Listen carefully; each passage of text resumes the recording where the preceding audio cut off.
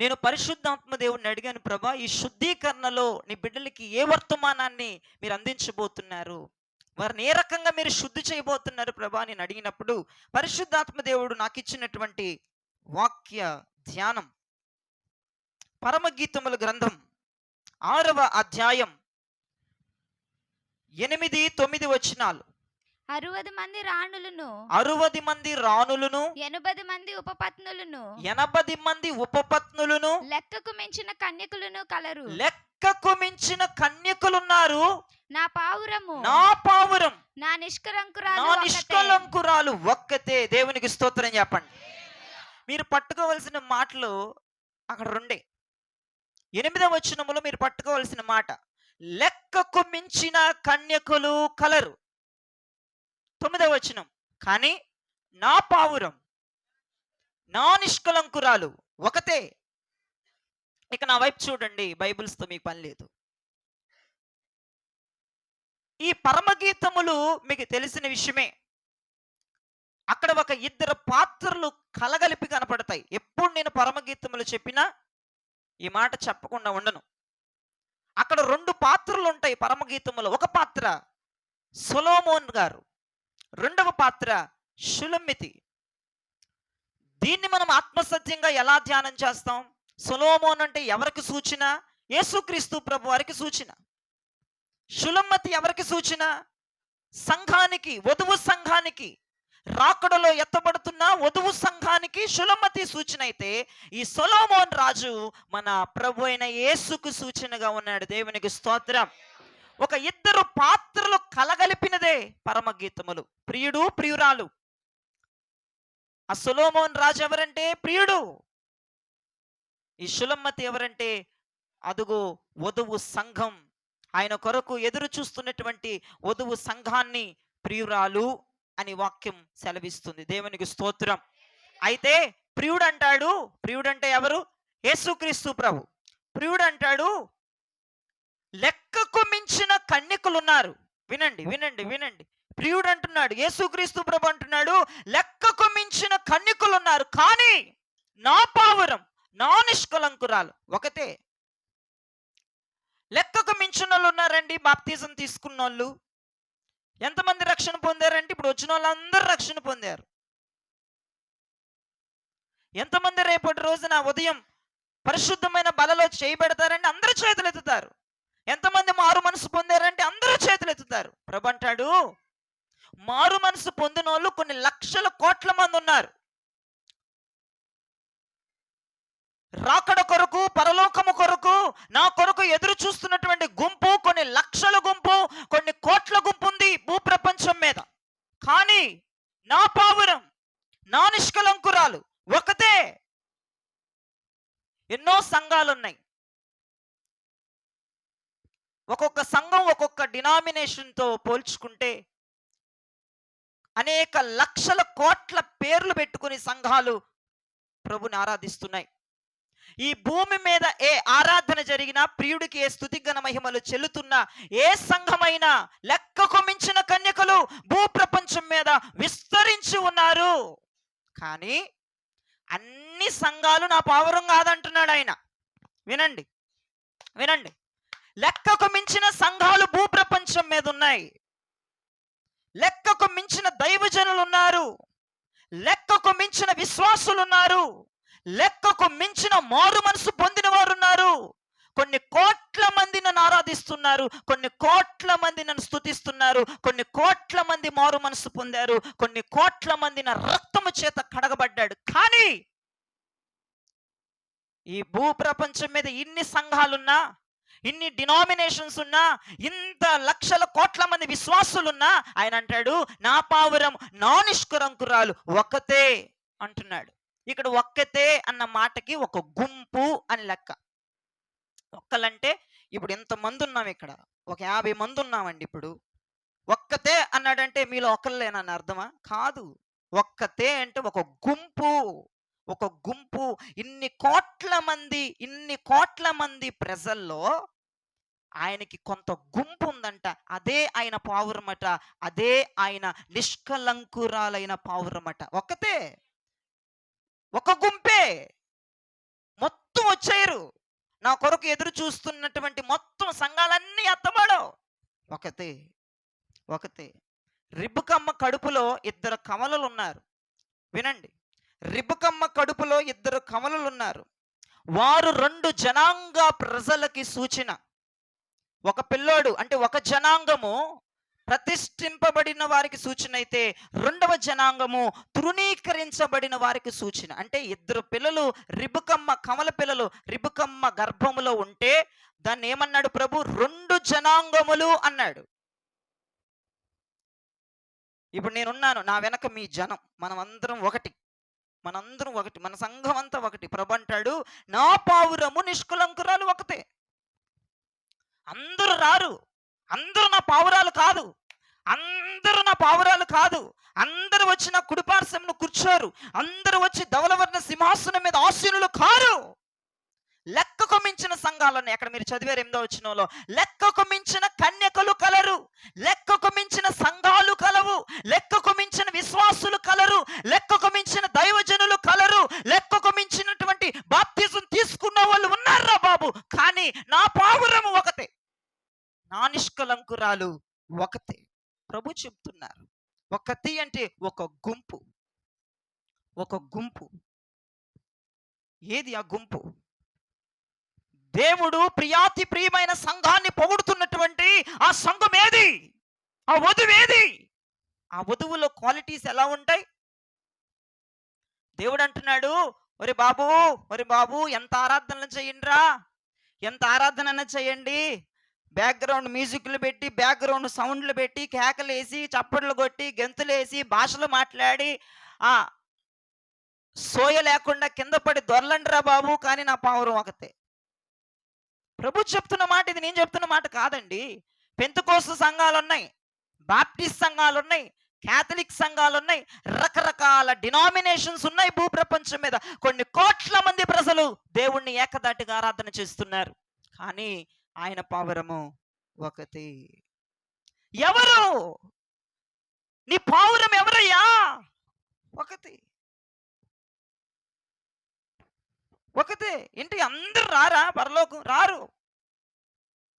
మరి అన్ని సంఘాలు నీ కోసం ఎదురు చూస్తున్నాయిగా, నీ రాకుడు కోసం ఎదురు చూస్తున్నాయిగా.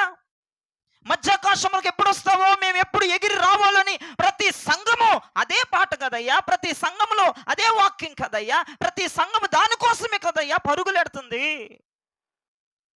నువ్వేంటి ఒకటే అంటున్నావు? అంతే, ఒకటే. నా పావురము నా నిష్కలంకురాలు ఒకతే. ఎవరు ఆ ఒకటి? ఆయన పావురములో ఉన్న క్వాలిటీస్ చెప్తాను మీకు ఇవాళ. ఆయన పావురము ఎవరు? చాలా జాగ్రత్తగా వినండి. వాక్యం చెప్తున్నప్పుడు మీ వైపు మీరు వేలు పెట్టుకొని చూయించుకోండి.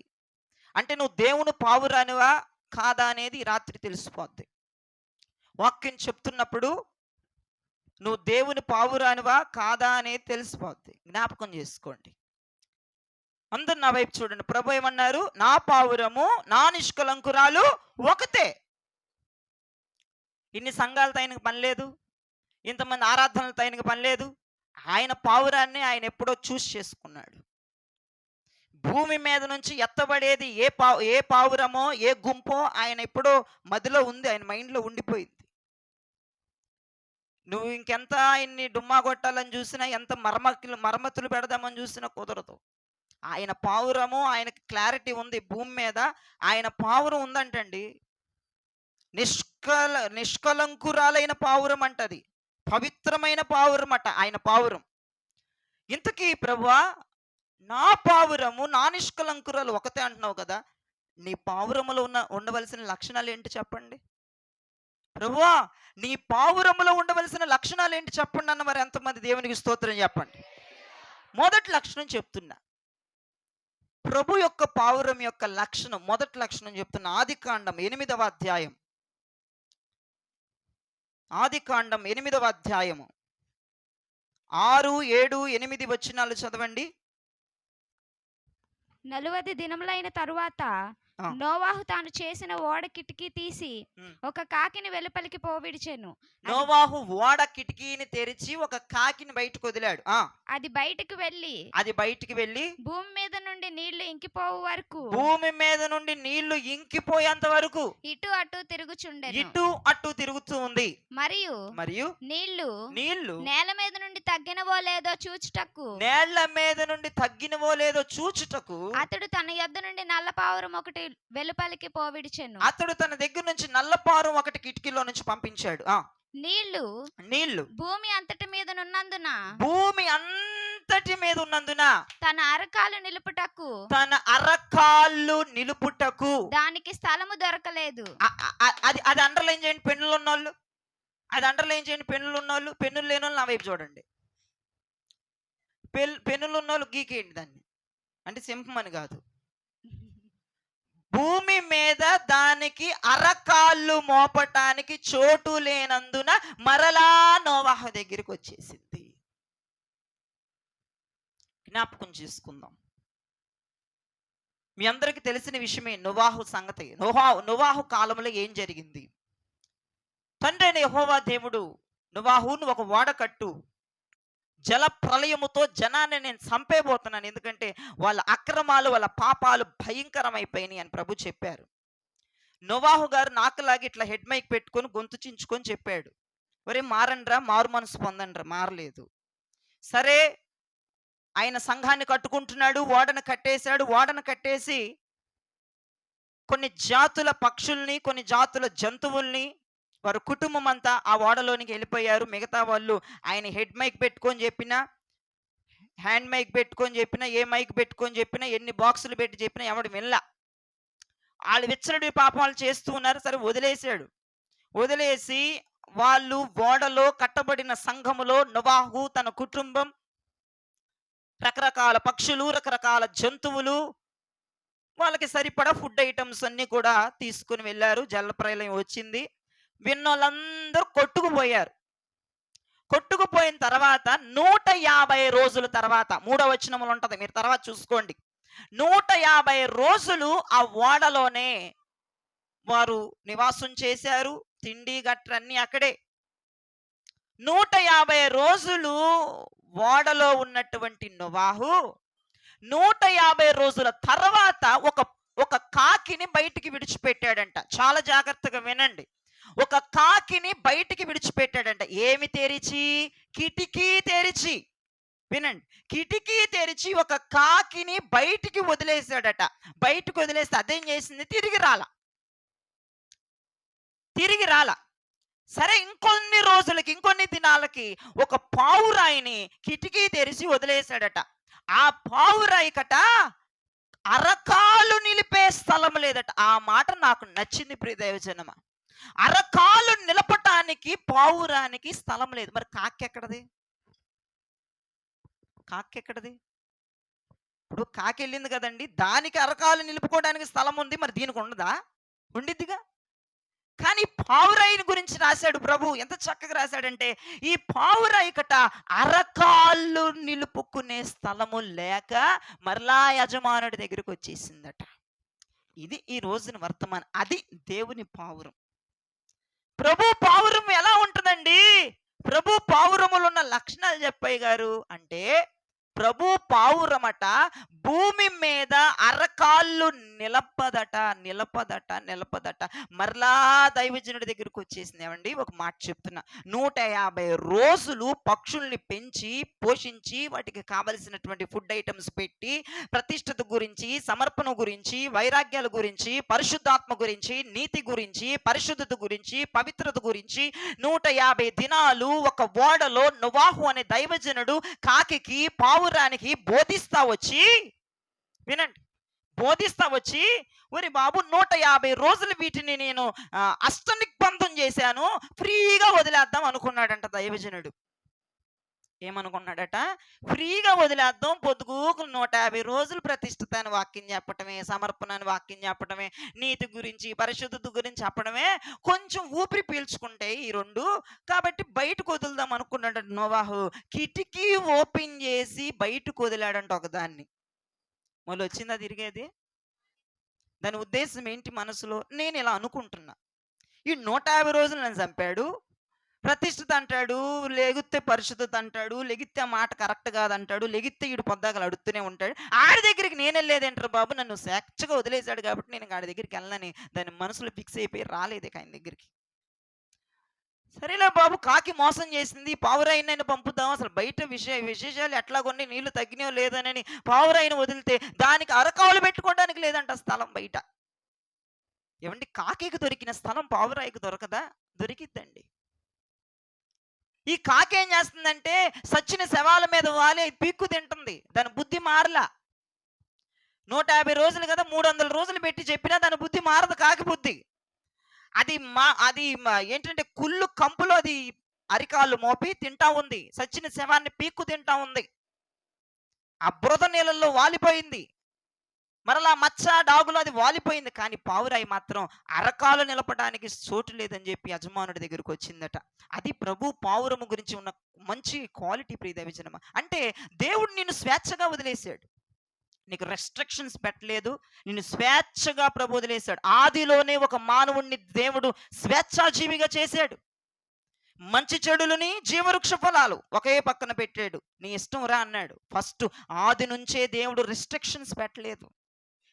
ఆది నుంచే దేవుడు ఒక కట్టుదిద్దుడు పెట్టి మనల్ని ఇబ్బందులు పెట్టి ఇది చేయకపోతే సంపేస్తానని ఆది నుంచే దేవుడు పెట్టలేదు, చేయలేదు. నీ ఇష్టం రా. ప్రతిష్ఠితులు ఉంటే ఉండి లేకపోతే లేదు. మారు మనసు పొందే లేకపోతే లేదు. చర్చికి వస్తే రాలేకపోతే లేదు. అంటే చూడండి, దేవుడు ఒక స్వేచ్ఛనిచ్చేశాడు ఒక మానవుడికి ఆది నుంచే. ఇది ఏమో మధ్యలో నుంచి రాలేదు. అవ్వ ఆదాముల దగ్గర నుంచే దేవుడు ఒక స్వేచ్ఛాజీవిగా వారిని చేశాడు. మనల్ని కూడా స్వేచ్ఛాజీవులుగా వదిలేశాడు. ఇప్పుడు మనం ఏం చేయాలి? భూమి మీద మనకు అరకాళ్ళు మోపటానికి స్థలం దొరకకూడదు. ఎంతమందికి దొరుకుతుందో? ఎంతమందికి దొరుకుతుందో భూమి మీద అరకాళ్ళు మోపేటటువంటి స్థలం? ఇక్కడ కూర్చున్న వాళ్ళకి ఎంతమందికి దొరుకుతుందో?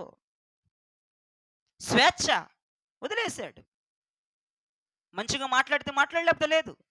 ఎంతమందికి దొరుకుతుందో అరకాళ్ళు మోపే స్థలం కాకిల్లాగా? ఎంత సంఘంలో పెట్టి, ఎంత రెస్ట్రిక్షన్ పెట్టి, ఎంత బోధ పెట్టినా కాకి బుద్ధి కాకి చూపించింది. ప్రియ దైవజనం, బయటికి వెళ్ళి ఇక దొరికిందే సందని నాకు స్వేచ్ఛ ఇచ్చాడు. ఈడు వదిలేయటం, ఈడు తింగర పాస్టర్ అనుకుందంట కాకి. ఏ పాస్టర్ అనుకుందట? తింగర పాస్టర్ అనుకుందట. నన్ను కూడా చాలా మంది అనుకుంటున్నారు అట్లా. అనుకోండి, మీ జీవితం మీద అయిపోయేది, నాకేం వరకదు అక్కడ. నోవాహుగడు తింగరోడు 150 రోజులు నన్ను బాగా నలిపేసి ఆడు పెట్టిందే తినాలి, నాకు అది వద్దంటే కొడతాడు. ఈ నోవాహుగడు మెంటలోడు అనుకుంటే, వీడికి మైండ్ పోయింది అనుకుంటే నన్ను వదిలి తప్పు చేశాడని అది ఉత్సాహపడుతుంది. మరలా పాత లైఫ్, పాత జీవితం, పాత వ్యవహారం, పాత మురికిలో అది తన్నుకులాడటం అట్లాగే ఉంది దాని బ్రతుకు. కానీ పావురాయికి చెప్పిన బోధ, తీసుకున్న ప్రతిష్ఠతలు, సమర్పణలు, అభిషేకాలన్నీ కూడా పావురాయి మీద పనిచేసినాయి. దేవునికి స్తోత్రం. పనిచేసినాయి కాబట్టి అది బయటికి వెళ్ళి, ఈ కంపులో నేను ఉండను బాబోయ్, దేవుడు వదిలేశాడు. తిరిగి రావే పావురాయి, తిరిగిరా అని దేవుడు వదిలేశాడు. నిన్ను వదిలేశాడు, నన్ను వదిలేశాడు. తిరిగి రామంటే అన్ని కొంపలన్నీ మనమే చక్కబెట్టేస్తాం. మీకు తెలుసు కదండి, కాకి దాని కాళ్ళు మోపే స్థలం ఉందటండి. అది గొడవల దగ్గరికి వెళ్ళి ఉంచుంటుందట. ఆ తాగుబోతుడు పక్కెళ్ళి ఉంచుందట. దానికి స్థలం ఉంది, కానీ దీనికి స్థలం లేదు. అరకాళ్ళు మోపుదామంటే దట్టి స్మెల్ వచ్చేస్తుంది, కంపు వచ్చేస్తుంది. ఒరే బాబు, ఏంట్రా లోకం అంతా పాడైపోయింది, ఇదేంటి శవాలు గుట్టయిపోయింది, ఇదేంటి మురికి నీళ్ళు, చీచి చీచి మా దైవజనుడు ఇది నేర్పించలేదు మాకు, చీచి మా తండ్రి క్వాలిటీస్ ఇది కాదు, మా తండ్రి చిత్తం ఇది కాదని చెప్పేసి అసలు దానికి మెంటలో చేసిందంట. మెంటలో చేసి మరలా సంఘంలోకి పరిగెత్తుకొచ్చిందంట. దేవునికి స్తోత్రం.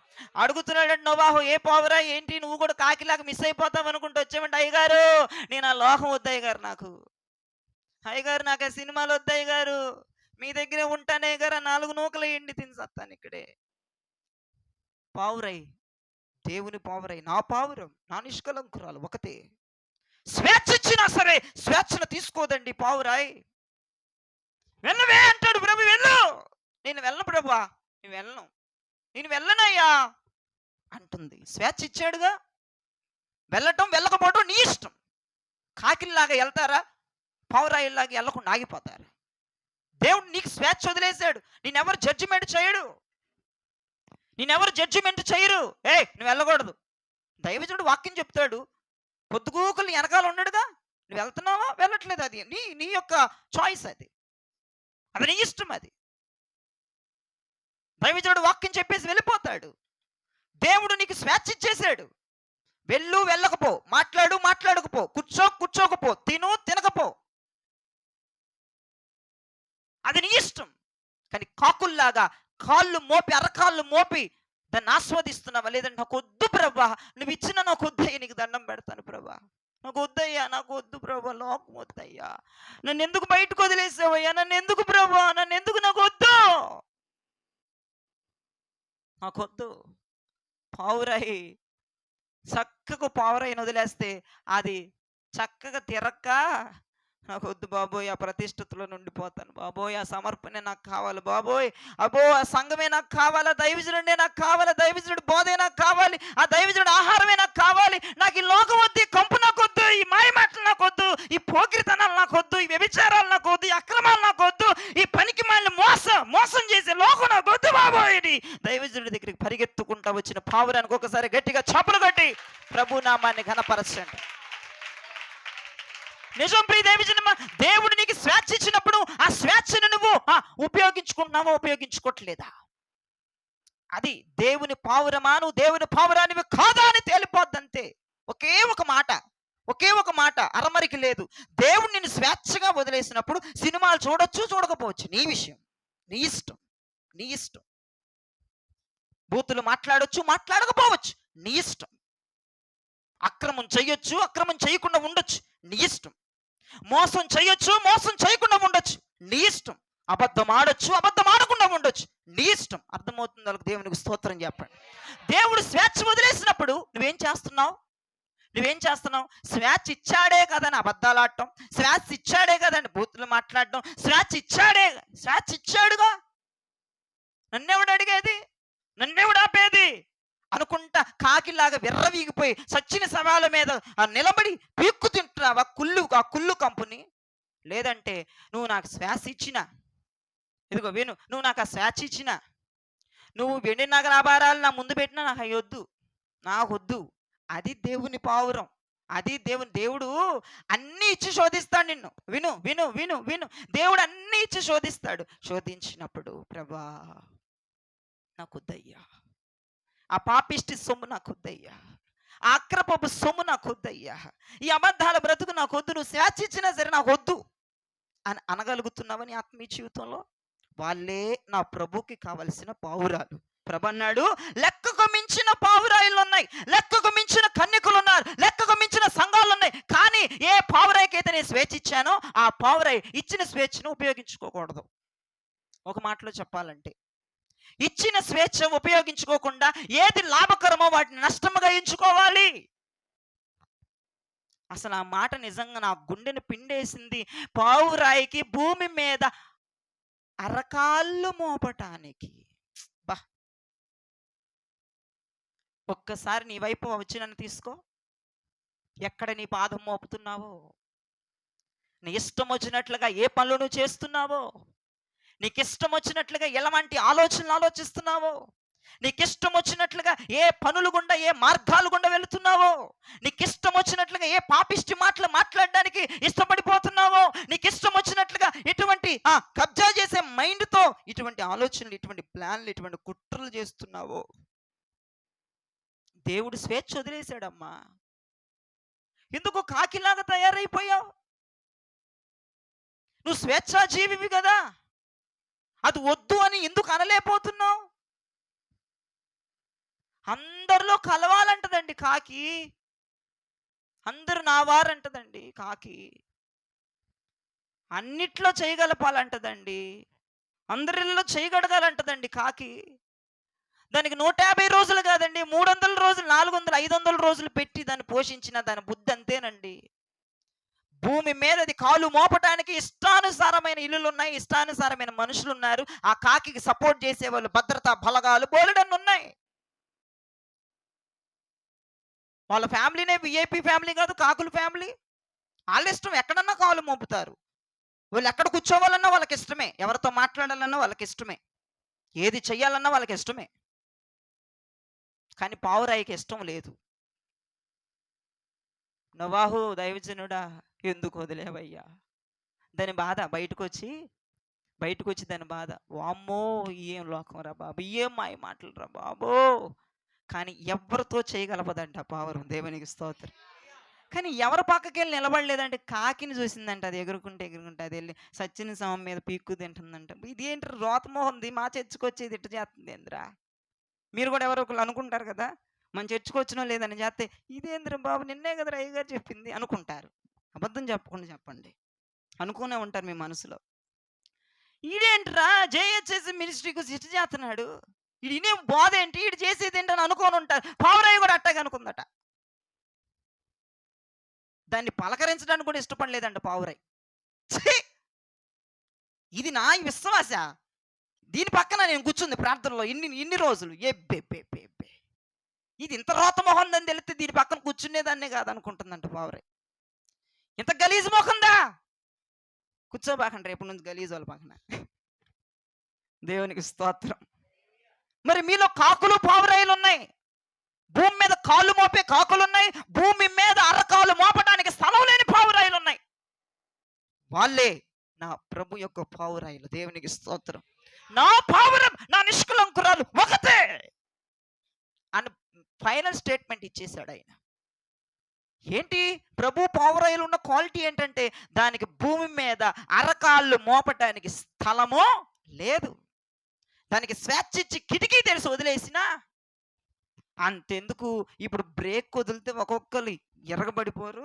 టీ కాఫీ బిస్కెట్లు అక్కడ దాకా పోయి బ్రేక్ వదిలితే వేసి రక్తమే చెయ్యం. కొంతమంది ఆ గూట ఎక్కుతారు, కొంతమంది కింద, కొంతమంది అటు తిరుగుతారు అటుటో. ఇక నీ అవ్వారం నీది, నీ అవ్వారం నీది. నీ ఇంటి దగ్గర సంగతులు కొంతమంది చెప్పుకుంటారు అమ్మలాకలో. ఇంకొంతమంది వచ్చే నెల ఎగ్గొడదామని మాట్లాడుకుంటారు. ఏ చెట్టు చాటుని దాక్కుని చెప్పుకుంటారు మనకు తెలియదు కానండి. నేనేం చూడకుండా అని చెబుతాను. ఇక్కడే కూర్చుంటా, నేను రాను అక్కడికి. నేను పావురాయినండి, నేను నాకు బ్రేక్ ఇచ్చినా నేను బ్రేక్ తీసుకోను. తీసుకోండిలేండి, ఏమవ్వదు ఈ బ్రేక్. ఇది మొదలుపెట్టి బిస్కెట్లు ఇచ్చినా తీసుకోమనేవారు. పోతారు ఇంకో 2-3 గంటలు ఏడవాల. ఆ బిస్కెట్ల టీయే ఆధారం. దేవునికి స్తోత్రం చెప్పండి. అంటే దేవుడు స్వేచ్ఛ ఇచ్చినప్పుడు ఆ స్వేచ్ఛను ఉపయోగించుకోకూడదు. దేవుడు అన్నాడు అవ్వకి ఆదాముకు చెప్పి, ఇదిగో మంచి చెడులు తెలివినిచ్చి వృక్షాన్ని, ఇదిగో జీవవృక్ష ఫలాలు, ఇదిగో మంచి వృక్ష ఫలాలు, ఇదిగో జీవవృక్ష ఫలాలు, ఇదిగో అని దేవుడు ఎదురు బొదురు పెట్టాడు. నీకు ఏది కావాలి? స్వేచ్ఛ. దేవుడు ఒకటే పెట్టి నువ్వు తింటే తిను లేకపోతే సావు అన్న దేవుడు 2 పెట్టాడు. నీకు ఏది ఇష్టమో చేసుకోని రా బాబు అన్నాడు. కానీ అవ్వ బుద్ధి అవ్వ నిరూపించుకుంది. నాకు ఇదే కావాలని నిరూపించుకుంది. కాకు బుద్ధులు కాకులు నిరూపించుకుంటారు. వాళ్ళ జీవితం ప్రభుకి పావురాలుగా మారరు. అంటే మీకు ఒక మాట చెప్తున్నా వినండి. ఎవరో ఆయన పావురమో రాకల్లో వాళ్ళే ఎత్తబడతారు. అది మీరు మైండ్లో పెట్టుకోండి. ఎవరు యేసయ్య పావురమో వాళ్ళే రాకళ్ళు రేపు ఎత్తబడతారు. ఆయన పావురాలు కానివన్నీ నకిలీ పావురాలన్నీ విడిచిపెట్టబడతాయి. నేను చెప్తున్నాను వినండి.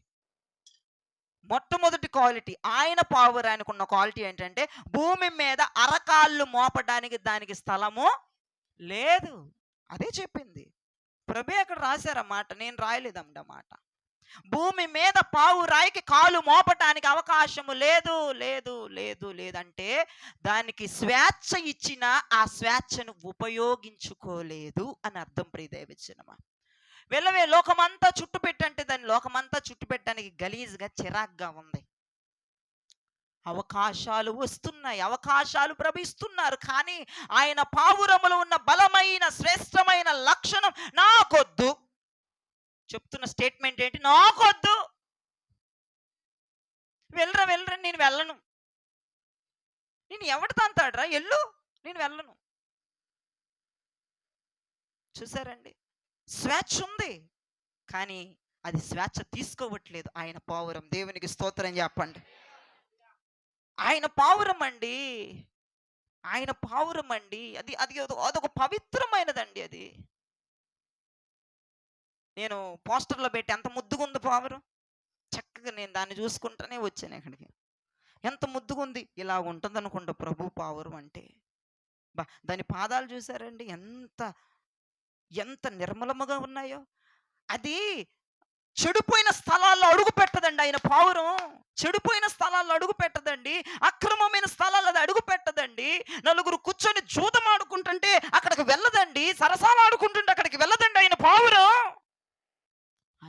పావురము నిష్కలంకురాలండి. ఆయనే చెప్తున్నాడు కదండి. దేవుడే స్టేట్మెంట్ ఇస్తున్నాడు. నా పావురాన్ని హ్యాపీగా బండి తాళాలు ఇచ్చి వదిలేసినా నాకు వద్దు అంటదట. ఏమంటదంటే, అరే తిరిగి రారని బండి తాళాలు ఇచ్చి ఒక 1000 రూపాయలు 2000 ఇచ్చి రెస్టారెంట్‌కి పోరని ఫ్రెండ్స్‌కి ఫోన్ చేసి మొత్తాన్ని కుప్ప కుప్ప వేసుకొని వెళ్ళదంట. నాకు వద్దుమా, ఇంట్లోదే పెట్టి తింటానంటదంట. ఒరేయ్ ఇంట్లో పాలకూర వండాను నువ్వు తినవు కదరా ఎళ్ళు 2000 తీసుకో. నాకు వద్దుమా అంటదంట. ఎగేసుకొని వెళ్ళేది కాకి. అదే పెట్టి చవలే తిని సత్తాను, ఏం చేస్తాము, రేపన్నా మంచి కూర వండు అంటదంట.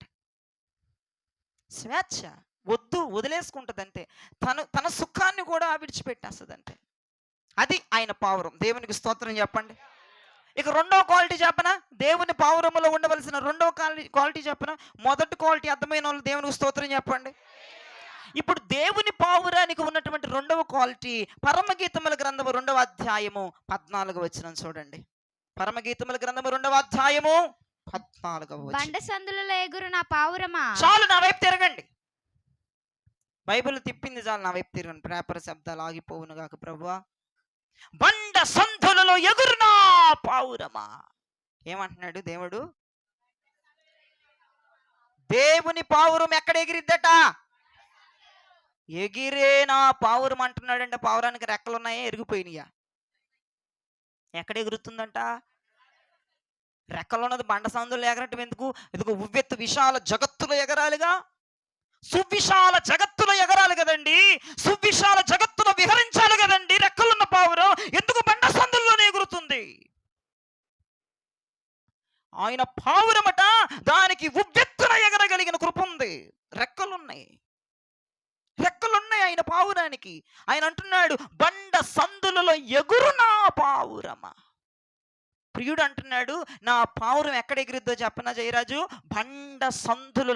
ఏయా దానికి ఏమన్నా రెక్కలు ఊడిపోయినాయా, ఏకలు కొన్ని రాలిపోయినాయా? లేదు, అదంతా ఆల్ పర్ఫెక్ట్, బానే ఉంది. నా పావురానికి రెక్కలు, మంచి ఆరోగ్యమైన రెక్కలు ఉన్నాయి, కానీ అది ఎగరదు.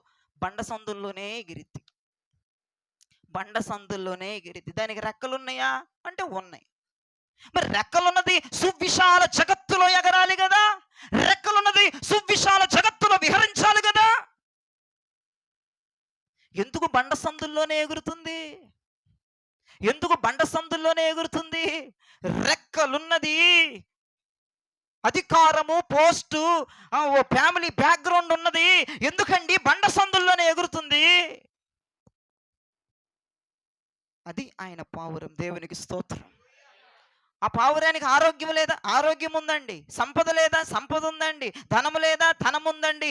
బంగారం, వజ్రాలు, వైఢూర్యాలు లేవో? ఉన్నాయండి. మరి ఎందుకండి అది బండ సందుల్లో ఎగరాల్సినటువంటి కరవ దానికే వచ్చిందండి? బలాదురుగా ఎగరక, సువిశాల జగత్తులో విహరించక, సువిశాల జగత్తులో అది రెల్లు విరిచి గొంతులు వేసి ఆ దాని రెక్కలోకి ఆహ్లాదించక, ఆ ఉవ్వెత్తు ఆకాశములో ఉవ్వెత్తుగా తిరక్క బండ సందుల్లో ఎగరటం ఏంటండి? అదే నా పావురం రా బాబు. దానికి అన్నీ ఉన్నాయి కానీ ఎగరనంటది ఆకాశంలోకి. బండ సందుల్లోనే ఎగురుతానంటది. అయితే మీకు 2 ఉదాహరణలు ఇస్తాను ఇప్పుడు, మీకు అర్థమైపోద్ది. నా వైపు చూడండి. 2 ఉదాహరణలు ఇస్తాను, మీకు అర్థమైపోద్ది స్టోరీ. ఇప్పుడు 2వ పాయింట్. యాకోబు యొక్క కుమారులు ఎంతమంది అండి?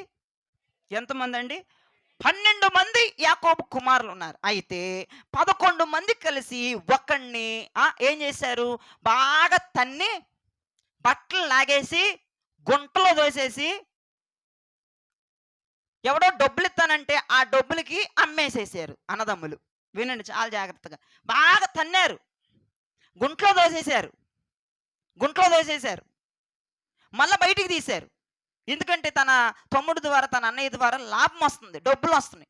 బయటికి తీశారు, డబ్బుకు అమ్మేశారు. ఒక డ్రామా చేశారు అన్నదమ్ములందరూ 11 మంది. ఏంటి? ఒక మేకపిల్లని తెచ్చి దాన్ని నరికి చంపి, ఆ రక్తం ఈ యోసేపు బట్టలు లాక్కున్నారుగా, ఆ బట్టల మీద వేసి తండ్రి దగ్గరికి వెళ్ళి, నీ కుమారుడు చచ్చాడని చెప్పారు. సింహం లాగి పీకి అవతల వేసింది నీ బిడ్డని, చచ్చిపోయాడయ్యా తమ్ముడు, అన్నయ్య అని ఏడిశారు కాసేపు దొంగ ఏడుపులు. అయితే వినండి, అంత దారుణంగా యోసేపుని చేశారు కదా. అయితే ఒక రోజు యాకోబు 11 మంది పిల్లలు ఉన్నటువంటి ఆ దేశంలో ఏమొచ్చిందంటే కరువు వచ్చింది. దేవునికి స్తోత్రం చెప్పండి. ఏమొచ్చిందండి? కరువు వచ్చింది. కరువు వస్తే ఐగుప్తులోనేమో సమృద్ధి ఉంది. ఎక్కడికి అమ్మేశారు వీళ్ళు? ఐగుప్తుకే. యోసేపుని ఐగుప్తుకి అమ్మేసేశారు. కనానులో కరువు వచ్చింది. ఇప్పుడు సమృద్ధి ఏమో ఐగుప్తులో ఉంది. ఐగుప్తుకి గోని సంచులు పట్టుకుని వీళ్ళు వెళ్ళాలి ఇప్పుడు అన్నంకి, ధాన్యాలకి వెళ్తున్నారు. చూడండి ఆదికాండం 42వ అధ్యాయము 5, 6, 7, 8, 9 వచనాలు. కరువు కనాను దేశంలో ఉండెను కరువు గనుక కనాను దేశంలో ఉండెను గనుక ధాన్యము కొనవచ్చిన వారితో కూడా ఆ, ఇశ్రాయేలు కుమారులను వచ్చిరి. ఉమ్, అప్పుడు ఉమ్, యోసేపు ఆ దేశమంతటి మీద అధికారి అయి ఉండెను. ఆ, అతడే ఆ దేశ ప్రజలందరికి ఉమ్. ధాన్యం అమ్మకము చేయువాడు. అదిగో అప్పటికే యోసేపు ఐగుప్తు దేశం మీద ప్రధానమంత్రి, అంటే ఫరో మీద ఫరో సీఎం అయితే ఈ యోసేపు ప్రధానమంత్రి. ఆ ప్రధానమంత్రి అంటే ఇక ఎవరు వచ్చినా సరే యోసేపు దగ్గరే ధాన్యం తీసుకోవాలి. అన్ని ఊర్లలో వచ్చేస్తున్నారు, అన్ని దేశం వాళ్ళు వచ్చేస్తున్నారు యోసేపు దగ్గర ధాన్యం తీసుకోవడానికి. ఆ ధాన్యాగారాలు ఘనాగారాలు అన్నీ కూడా యోసేపే. పెద్ద పోస్ట్ వచ్చేసింది యోసేపుకి. గనుక ఆ, యోసేపు సహోదరులు వచ్చి యోసేపు సహోదరులు వచ్చారు. ముఖములు నేలను మోపి ఆ, అతనికి వందనము చేసిరి. నా వైపు తిరగండి, మళ్ళీ తర్వాత చదువుదురు కానున్నట్టు. యోసేపు అన్నదమ్ములు వచ్చారు. ఎవరి దగ్గరికి? యోసేపు దగ్గరికి. ఆల్రెడీ యోసేపు అని వీళ్ళకి తెలియదు. అతడే నా అన్నయ్య, అతడే నా తమ్ముడని వీళ్ళకి తెలియదు. వచ్చారు 10 మంది వచ్చారు. 10 మంది వచ్చి మరి ఆయన అధిపతిగా అక్కడ తప్పదు, నమస్కారం పెట్టాలి, బోర్లా పడుకోవాలి. బోర్లా పడుకుని నమస్కారం చేశారు. దేవునికి స్తోత్రం చెప్పండి. యోసేపు కల నెరవేరింది. యోసేపు చెప్పాడు, అన్నలు తమ్ముళ్ళు నాకు ఒక కల వచ్చిందిరా, వినండి. మీ అందరి పనులు డౌన్ అయిపోయినాయి, నా పన మాత్రమే నిలబడింది అన్నాడు. మీ పనులు నాకు నమస్కారం చేస్తున్నాయి, నాకు లోబడిపోయినాయి, మీ పనులన్నీ వంగిపోయినాయి, పడిపోయినాయి, నా పన మాత్రమే నిలబడిందంటే ఆ కళ కోపం వచ్చేసింది అన్నదమ్ములకి. కళ వచ్చింది, మీరు నాకు సాష్టాంగ పడిపోయారా అన్నయ్యలు తమ్ముళ్ళు, నాకు అలా కళ వచ్చింది అన్నాడు. పెద్ద మైండ్లో పెద్ద క్రిమినల్గా ఇక యోసేపుని ఏదో చేసేద్దామని అప్పుడే స్టార్ట్ అయిపోయింది వాళ్ళు. ఈడేంటి, ఈడికి మేము సాష్టాంగ పడటం ఏంటి, ఈడికి ఆ కళ్ళ రావడం ఏంటి, ఈడు పిచ్చి ఊహలు కాకపోతేను ఏమనుకుంటున్నాడని చెప్పేసి అన్నదమ్ములు అందరూ చేయాల్సింది చేసేసారు. యోసేపుకి తన్నారు, బట్టలు లాగేశారు, గుంటలు వేసారు, అమ్మేశారు. ఆ కళ దగ్గర స్టార్ట్ అయింది వాళ్ళకి పిచ్చ కోపం. అయితే ఆ కళే ఇప్పుడు నెరవేరింది. దేవునికి స్తోత్రం చెప్పండి. నిజంగానే 10 మంది అన్నదమ్ములు వచ్చి ఆయనను చూసి నమస్కారాలు చేసి సాష్టాంగపడ్డారు. ఆ కళ ఇక్కడ నెరవేరింది. చదువు తల్లి. యోసేపు తన సహోదరులను చూచి ఇప్పుడు చూడండి, యోసేపు మా అన్నయ్యలు మా తమ్ముళ్ళను గుర్తుపట్టారు కానీ వాళ్ళు గుర్తుపట్ల. వారిని గుర్తుపట్టి వాళ్ళని యోసేపు గుర్తుపట్టి వారికి అన్యుని వలె కనబడి వాళ్ళకి వేరే వాళ్ళ కనపడి వారితో కఠినముగా మాట్లాడి మీరెక్కడి నుండి వచ్చిద్రని అడిగాను. నా వైపు చూడండి. యోసేపుకి కళ్ళ ముందు కనపడుతున్నారు అన్నదమ్ములు, ఒకవైపు దుఃఖం ఆగట్లేదు. కానీ ఈ 10 మంది ఈడు నా అన్నయ్య, ఈయన నా తమ్ముడు అని గుర్తుపట్టట్లా. వినండి, ఎప్పుడో కదండి, చిన్న వయసులో కదండి అతను ఇచ్చేసేసింది. పెద్దోడైపోయాడు, ఐగుప్తుకే ప్రధానమంత్రి అయిపోయారు. ఇప్పుడు ఎవడు ఏ తిండి కావాలన్నా ఆయన దగ్గరికి వెళ్ళాలి, తప్పదు యోసేపు దగ్గరికి వెళ్ళాలి. ఈ అన్నదమ్ములు గుర్తుపట్టట్లేదు, యోసేపు గుర్తుపట్టాడు. గుర్తుపట్టి మీరు ఎవరు అని అడిగాడు. ఏం చెప్తున్నారు వారు చూడండి. అందుకు వారు ఆహారము కొనుటకు కనాను దేశం నుండి వచ్చితిమన్నారు. కానీ ఈయనేమంటున్నాడు చూడండి యోసేపు గారు. యోసేపు తన సహోదరులను గుర్తుపట్టెను గాని, తన సహోదరుల్ని గుర్తుపట్టాడు గాని వారు అతన్ని గుర్తుపట్టలేదు. యోసేపు వారిని గూర్చి తాను కనిన కలలు జ్ఞాపకము చేసుకొని, మీరు వేగుల వారు ఈ దేశం గుట్టు తెలుసుకొని వచ్చినని వారితో అనగా, వారు లేదు ప్రభువా. చాలు వినండి, చిన్న లాజిక్ అక్కడ వేసాడు. కాదు మీరు బియ్యం కోసం రాలేదు, ధాన్యం కోసం రాలేదు, ఇక్కడ గుట్టు తెలుసుకోవడానికి వెళ్ళడానికి వచ్చారు, మీరు ఏదో చేసేస్తారు ఊరకనే సరదాగా వాళ్ళతో అన్నాడు. వాళ్ళు ఏమంటున్నారు, బోదర పడిపోతున్నారు, గాబరా పడిపోతున్నారు. ఆ 10 మందే వచ్చారు. ఇంకొకటిని తండ్రి దగ్గర పెట్టాడు. ఆయన ముసలైన కదా యాకోబు గారు, తండ్రి దగ్గర ఒకడు ఉన్నాడు, 10 మంది గోను బస్తాలు పట్టుకొని వచ్చారు. గోను బస్తాలు పట్టుకొని వచ్చిన సహోదరుని యోసేపు మా అన్నదమ్ములను గుర్తుపట్టి వాళ్ళతో చిన్న గేమ్ ఆడాడు. మీరు ధాన్యం కోసం రాలేదు, మీరు ధాన్యం కోసం రాలే. ఇంతకీ అన్నదమ్ములు గుర్తుపట్టట్ల యోసేపుని, యోసేపు మాత్రం గుర్తుపట్టాడు. అయితే అంటున్నాడు యోసేపు, మీరు ధాన్యం కోసం రాలేదు, ఇక్కడ ఏదో పెద్ద హిస్టరీ తీసుకోవడానికి వెళ్ళడానికి వచ్చారు, మీరు క్రిమినల్స్ అని మాట్లాడాడు. మీరు క్రిమినల్స్ రావరే, మీరు ధాన్యం కోసం రాలేదని చిన్న గేమ్ ఆడితే వీళ్ళు 13వ వచనంలో ఏం చెప్తున్నాడో చూడండి ఆయనకి. అందుకు వారు నీ దాసులమైన మేము 12 మంది సహోదరులము. అదిగో వీళ్ళకి భయం వేసేస్తుంది. ఆయన ఏంటంటే గెస్టెడ్ ఆఫీసర్ పోస్ట్ లో ఉన్నాడు, ప్రధానమంత్రి ఆయన ఒరే మీరు వేగుల వారు ఇక్కడ హిస్టరీ అంతా తీసుకెళ్లి ఎక్కడ చెప్దామనరా మీరని చిన్న గేమ్ ప్లే చేస్తే భయపడిపోయి ఆ 10 మందిలో ఒకడు అన్నాడు, అయ్యా మీ దాసులమైన మేము 12 మంది అయ్యా, మా తండ్రికి పుట్టిన వాళ్ళం అన్నాడు ఒకడు. కనాను దేశంలోనున్న ఒక్క మనుషుని కుమారులు, కనాను దేశంలో ఉన్నటువంటి యాకోబు ఒక్క మనిషి కుమారులు మేము 12 మంది అన్నాడు. ఇదిగో కనిష్ఠుడు నేడు మా తండ్రి యొద్ద ఉన్నాడు.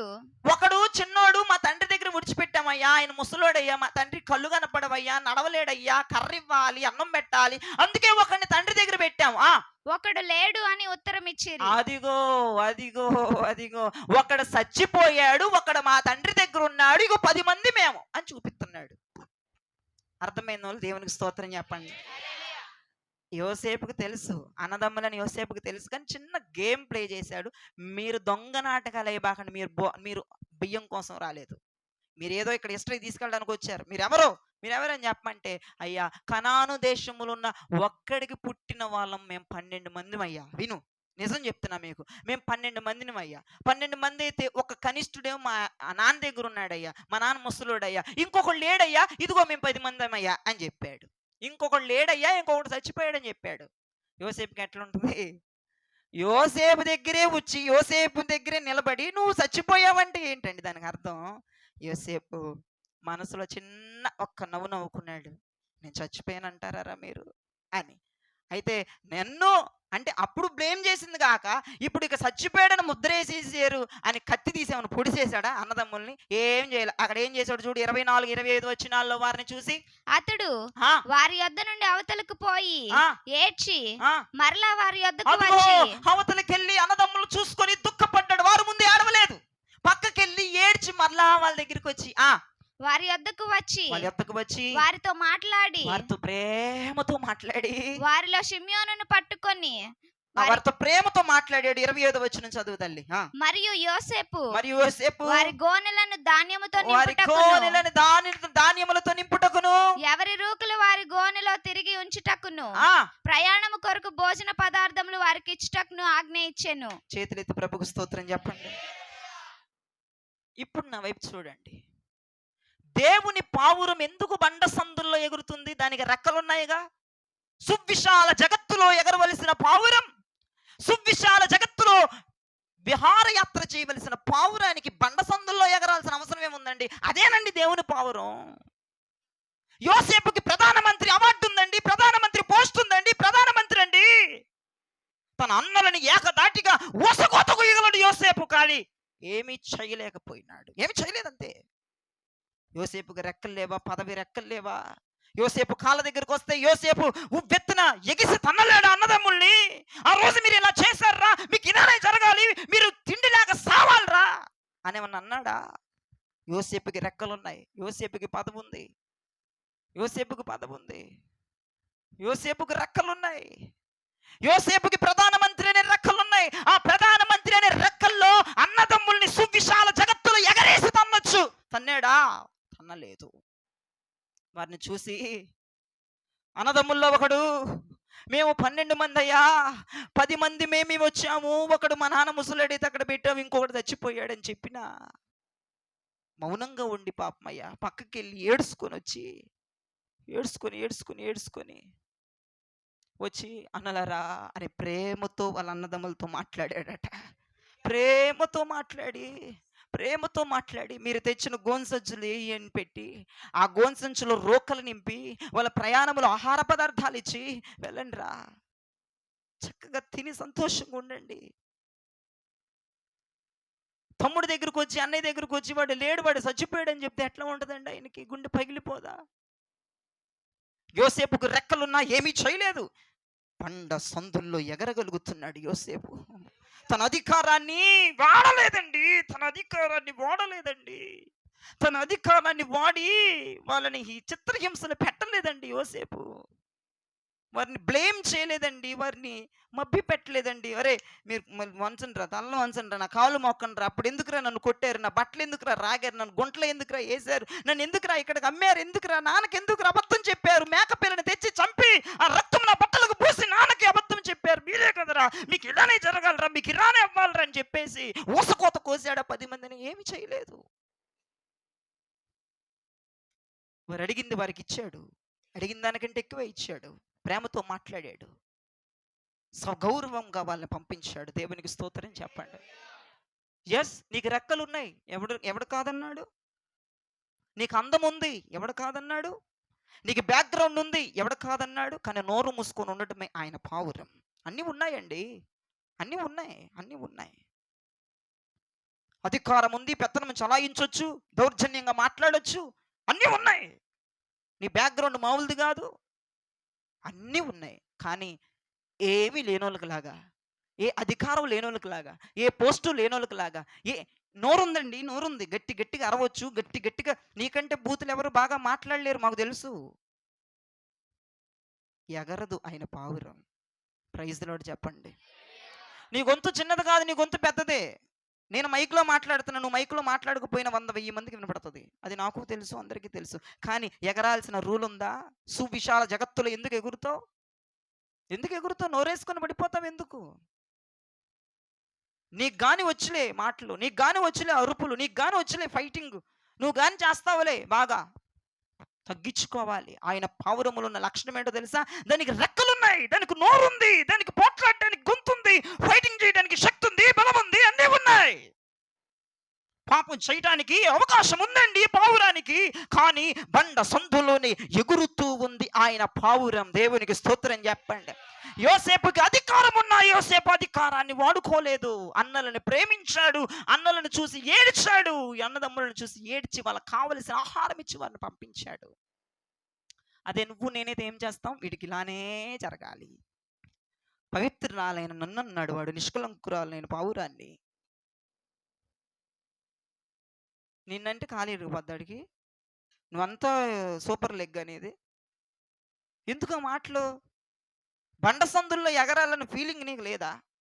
మమ్మల్ని అన్నారండి వాళ్ళు, వాళ్ళకి అందుకే అట్లా అయిందండి. దేవుడే చేశాడండి, మేమేమి చేయలేమండి. ఇప్పుడు ఆ మాట మాట్లాడి ఎగరాలి ఆకాశంలో, వాళ్ళకి అయిందని. మళ్ళీ వాళ్ళకి ఏమైంది? ఇంటి పక్కన వాళ్ళకి ఫోన్ చేస్తావు, ఏమైనా కడుపులో నొప్పి వచ్చిందా చిన్నగా? నేను అరిసాడు, కడుపులో నొప్పి ఏమైనా వచ్చింది, ఆడికి గుండె ఏమైనా ఆగిపోయింది రాత్రి. అమ్మో, నిన్నంటే గుండె ఆగిపోవాలనే నీ ఉద్దేశం? మరి అంత నిష్కలంకురాలుగా నీకు నువ్వు చెప్పుకోవడం కాదు, ప్రభు చెప్పాలి, నా పావురము నా నిష్కలంకురాలు ఒక్కతే. దేవుడు అనాలి, జయరాజు నా పావురానికి అందచందాలు ఉన్నాయి, నా పావురానికి మాట్లాడగలిగిన నోరుంది, నా పావురానికి ఫైటింగ్ చేయగలిగిన కరాటీ మాస్టర్ నా పావురం, కానీ బండ సందులోనే ఎగురుతుంది అని ప్రభు నాకు చెప్పాలి. దేవునికి స్తోత్రం చెప్పండి. యోసేపులాగా ప్రధానమంత్రి పోస్ట్ ఉంటే ఊసకోత కోసేసేదని మీ పాటికి నువ్వు. నిజమే, కానీ ఒప్పుకో. ఎందుకు ప్రయోజనం? ఊసకోత అంటే ఏంటో తెలుసా మీకు? తెలియదా? 30-40 మందిని కోసొచ్చారు ఊసకోతలో, తెలియదంటారేంటి? ప్రధానమంత్రి పోస్ట్ కనుక నీకు ఇస్తే దేశం అంతా సర్వనాశనం అయిపోద్ది. నీకెళ్ళి ఎవడు ఎర్రెక్కి చూసినా ఆడైపోయాడు, ఏ చిన్న మాట దుర్లభం ఆడిన ఆడైపోయాడు. అంటే నీ ఇష్టం, ఎందుకు? రెక్కలు ఉన్నాయిగా. ఇప్పటికే ఆగట్లేదు ప్రధానమంత్రి పోస్ట్ దాకా. ఎందుకు? కొంచెం అందం ఉందని ఆగరు కొంతమంది. మరి అది ఇప్పుడు వచ్చారు బయటికి. అందం అంటే కొంతమంది ఆగరండి. ఏమందం అండి అది? నీ న్యాచురల్ అందమా? క్రీముల ద్వారా వచ్చిన అందం కాదు అది. దానికి పోజా, దానికి బిల్డప్పా ఉంది. కొత్తిమీర జడ నీది ఇంత కట్ట, 5 రూపాయలు కట్ట పెట్టుకుంటే ఎంత కట్ట ఉంటుంది? దాన్ని ఇట్ట, అమ్మో దాన్ని అసలు ఎట్ట తిప్పుతావా నువ్వు? ఎందుకు రెక్కలు వేసుకొని సువిశాల జగత్తులు ఎందుకు ఎగురుతున్నావు? బండ సందులు ఎగరటం రాదా నీకు? రాదు కాబట్టేగా ఓ ఆకాశాన్ని అందుకోవాలనుకుంటాం. ఏమి ఉండదు అక్కడ నీకు. అర్థమవుతుంది అలా? దేవునికి స్తోత్రం చెప్పండి. ఇదే విషయం మీద ఇంకొక ఉదాహరణ చెప్తా. యోసేపుది ఎంతమందికి అర్థమైంది? దేవునికి మహిమ కలుగును గాక. ఇంకొక ఉదాహరణ చూడండి. ఇంకొక ఉదాహరణ చూడండి. ఎస్తేరు ఎంతమందికి తెలుసు? దేవునికి స్తోత్రం. ఎస్తేరు రాణి, ఎస్తేరు ఆమె ఒక అనాథ. తల్లిదండ్రులు లేరు, కోల్పోయింది. ఆమెకు అనాథ. ఎస్తేరు గురించి ఒక 2 మాటలు. ఆ రోజుల్లో రాజు తన రాణిని తీసేయాలి, పీకేయాలి దీని పోస్టులో నుంచి. ఇది నాకు రాణిగా వద్దు, నాకు భార్యగా వద్దు అనుకున్నాడు. ఎందుకంటే సభలో, నిండు సభలో రాజును అవమానించింది ఆ వస్తి. దీనికి బదులు ఇంకొక కన్నికను నేను చేసుకుంటాను, ఊర్లో ఉన్న కన్నికలందరినీ ఈ శూషోను కోటకు తీసుకురమ్మన్నాడు రాజు. రాజు ఆర్డర్ మీదకి కొన్ని వందల లక్షల మంది కన్నికలు శూషోను కోటకు వచ్చారు. రాగానే రాజు దగ్గరికి వెళ్ళకూడదు. 12 మాసములు వారిని పరీక్షించగా, సంవత్సరం పాటు వాళ్ళ అబ్జర్వేషన్లో పెట్టాలి. ప్రతి కన్యకని సంవత్సరం పాటు వాళ్ళ అబ్జర్వేషన్లో పెట్టాలి. సంవత్సరం తర్వాత రాజు దగ్గరికి రావాలి రెడీ అయ్యి. అప్పుడే రాజుకి పెళ్ళంగా, రాజుకి భార్యగా ఆయన పక్కకి వెళ్ళాలి. అయితే ఈ బస్తీకి కొంచెం ఆకాశంలో సువిశాల జగత్తులో ఎగురుతుంది బస్తీ. నేను రాజు పెళ్ళాన్ని అని వెళ్ళిపోయి రాజు మాట్లాడుతుంటే రాజును అవమానించొచ్చి నిండు సభలోకి వెళ్ళి, ఏమండి ఏమనుంటే ఇంట్లో చూసుకోవాలి, భర్తను రోడ్డు మీద అరుస్తారా నీచమైన వాళ్ళకి లాగాను? ఏది పడితే మాట అంటారా అందరు 10 మంది ముందు భర్తను పట్టుకొని? నీకు లాంటిదే వస్తీ. మరి ఎవరంటారో భర్తను పట్టుకొని భర్త పరువులు తీస్తున్నారు చాలా మంది రోడ్ల మీదే, బంధువుల ముందే. బట్ట బయలు భర్త గురించి. ఇంటికి వచ్చినాక ఉంటుంది ఊసకోత, ఆయన నీకు తెస్తాడు. ఆ విషయం నీకు ఆయనకే తెలుసు, ఎవరికి తెలియదు. నువ్వేంటంటే బలగం ఉంది కానీ అనేస్తావు ఆయన. అట్ట అనకూడదు. ఈ వస్తికి ఎక్కడ ఆగుతుంది? సువిశాల జగత్తుగా విహరిస్తుంది, అక్కడికి ఎగురుతుంది. బండసందులు ఎగరట్లేదు, రాజు చుట్టూ ఎగరాలి. రాజు చుట్టూ ఎగరకుండా కొమ్ములు వచ్చేసి రెక్కలు ఉన్నాయిగా ఎగిరిపోతుంది. ఎగిరిపోతుంది, దానికి రెక్కలు కూడా తీసేసాడు రాజు. నువ్వు పోవేని దానికి ఇవ్వాల్సిన వీళ్ళమ్మ చెల్లించేసి అందరిని కన్నికలందరూ, ఆయనకు తక్కువ ఏంటండి? కన్నికలందరిని శూషోను కోటలోని కొన్ని వందల లక్షల మంది కన్నికలను పిలిపించి 12 మాసములు వారికి కావలసినటువంటి ఆహార పదార్థాలు, సుగంధ ద్రవ్యాలు మొత్తం ఇచ్చి పరిశుభ్రం చేసుకొని, శుద్ధి చేసుకొని, శరీరము ఆత్మ మొత్తం అంతా శుద్ధి చేసుకొని ఇక రాజు వద్దకు వచ్చే టైం అయిందండి. 12 మాసాలు అయిపోయింది, 12 నెలలు అయిపోయింది, సంవత్సరం అయిపోయిందండి. ఇక రాజు వద్దకు వెళ్ళవలసిన ఛాన్స్ వచ్చింది. ఇప్పుడు ఆ అందరి కన్నికల మీద ఒక అధికారం ఉన్నారు. ఎవరు అధికారం అంటే హేగే గారు. ఈ హేగే ఏం చేస్తాడంటే, ఒక ఆమె వచ్చింది, ఒక ఆమె వచ్చి నిలబడింది. హేగే ఇక్కడ నిలబడ్డాడు. రాజు దగ్గరికి వెళ్ళాలి ఇప్పుడు, మరి రెడీ అవ్వాలిగా. ఎట్టు పడితే అట్టు వెళ్తే ఒప్పుకోడుగా రాజు. వచ్చింది ఒక ఆమె వచ్చింది. ఇక్కడ హేగే అడుగుతున్నాడు, అమ్మా ఏ అలంకరణ అలంకరించమంటావు? ఒకరు రండి. ఒక అమ్మాయి వచ్చింది. హేగే నేను హేగేని, స్త్రీలందరి మీద నేను అధిపతిని. అయితే ఈ అమ్మాయిని అడుగుతున్నాను నేను, నీకు ఏ అలంకరణ కావాలంటే ఈ అమ్మాయి అంటది, నాకు పాపిడి బిళ్ళ పెట్టు, నాకు సెంపల సవరాలు పెట్టు, సెంపల సవరాలు వడ్లాలాలు పెట్టు నాకు. ఆమెను అడుగుందేమో వడ్లాలాలు పాపిడి బిళ్ళలు పెట్టమంది. పెట్టేస్తున్నాడు. ఓకే వేసేసాడు. అవును వెళ్ళిపో అమ్మాయికి, వెళ్ళిపో. రాజు దగ్గరికి వెళ్ళింది. పో అన్నాడు రాజు. అని వెళ్ళిపోయి కూర్చోక, నాట్ సెలెక్టెడ్ అయిపోయింది. ఇంకొక అమ్మాయి వచ్చింది. ఇంకొక అమ్మాయి, నీకేం అలంకరణ కావాలంటే, నాకు సెంపల సవరాలు వద్దు కానీ పాపిడి బిళ్ళ ఒకటి, ఇక్కడ నుంచి ఇక్కడికి ఒక 10 బొట్లు పెట్టాయా అంది. ఇప్పుడు ఏంటంటే హేగే అడుగుతున్నాడు, వాళ్ళు ఏ అలంకరణ అడిగారు అదే వెయ్యాలి. ఈయన ఎక్కువ తక్కువ మాట్లాడకూడదు.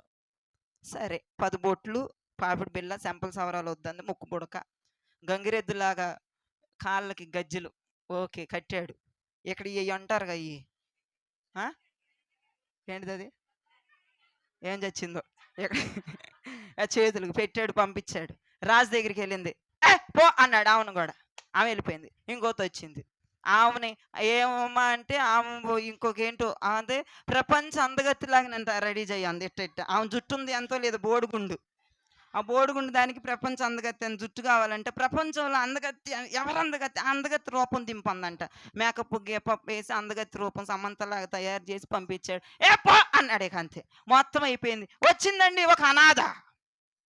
ఒక అనాథ వచ్చింది, తండ్రిని తల్లిని చిన్న వయసులను కోల్పోయి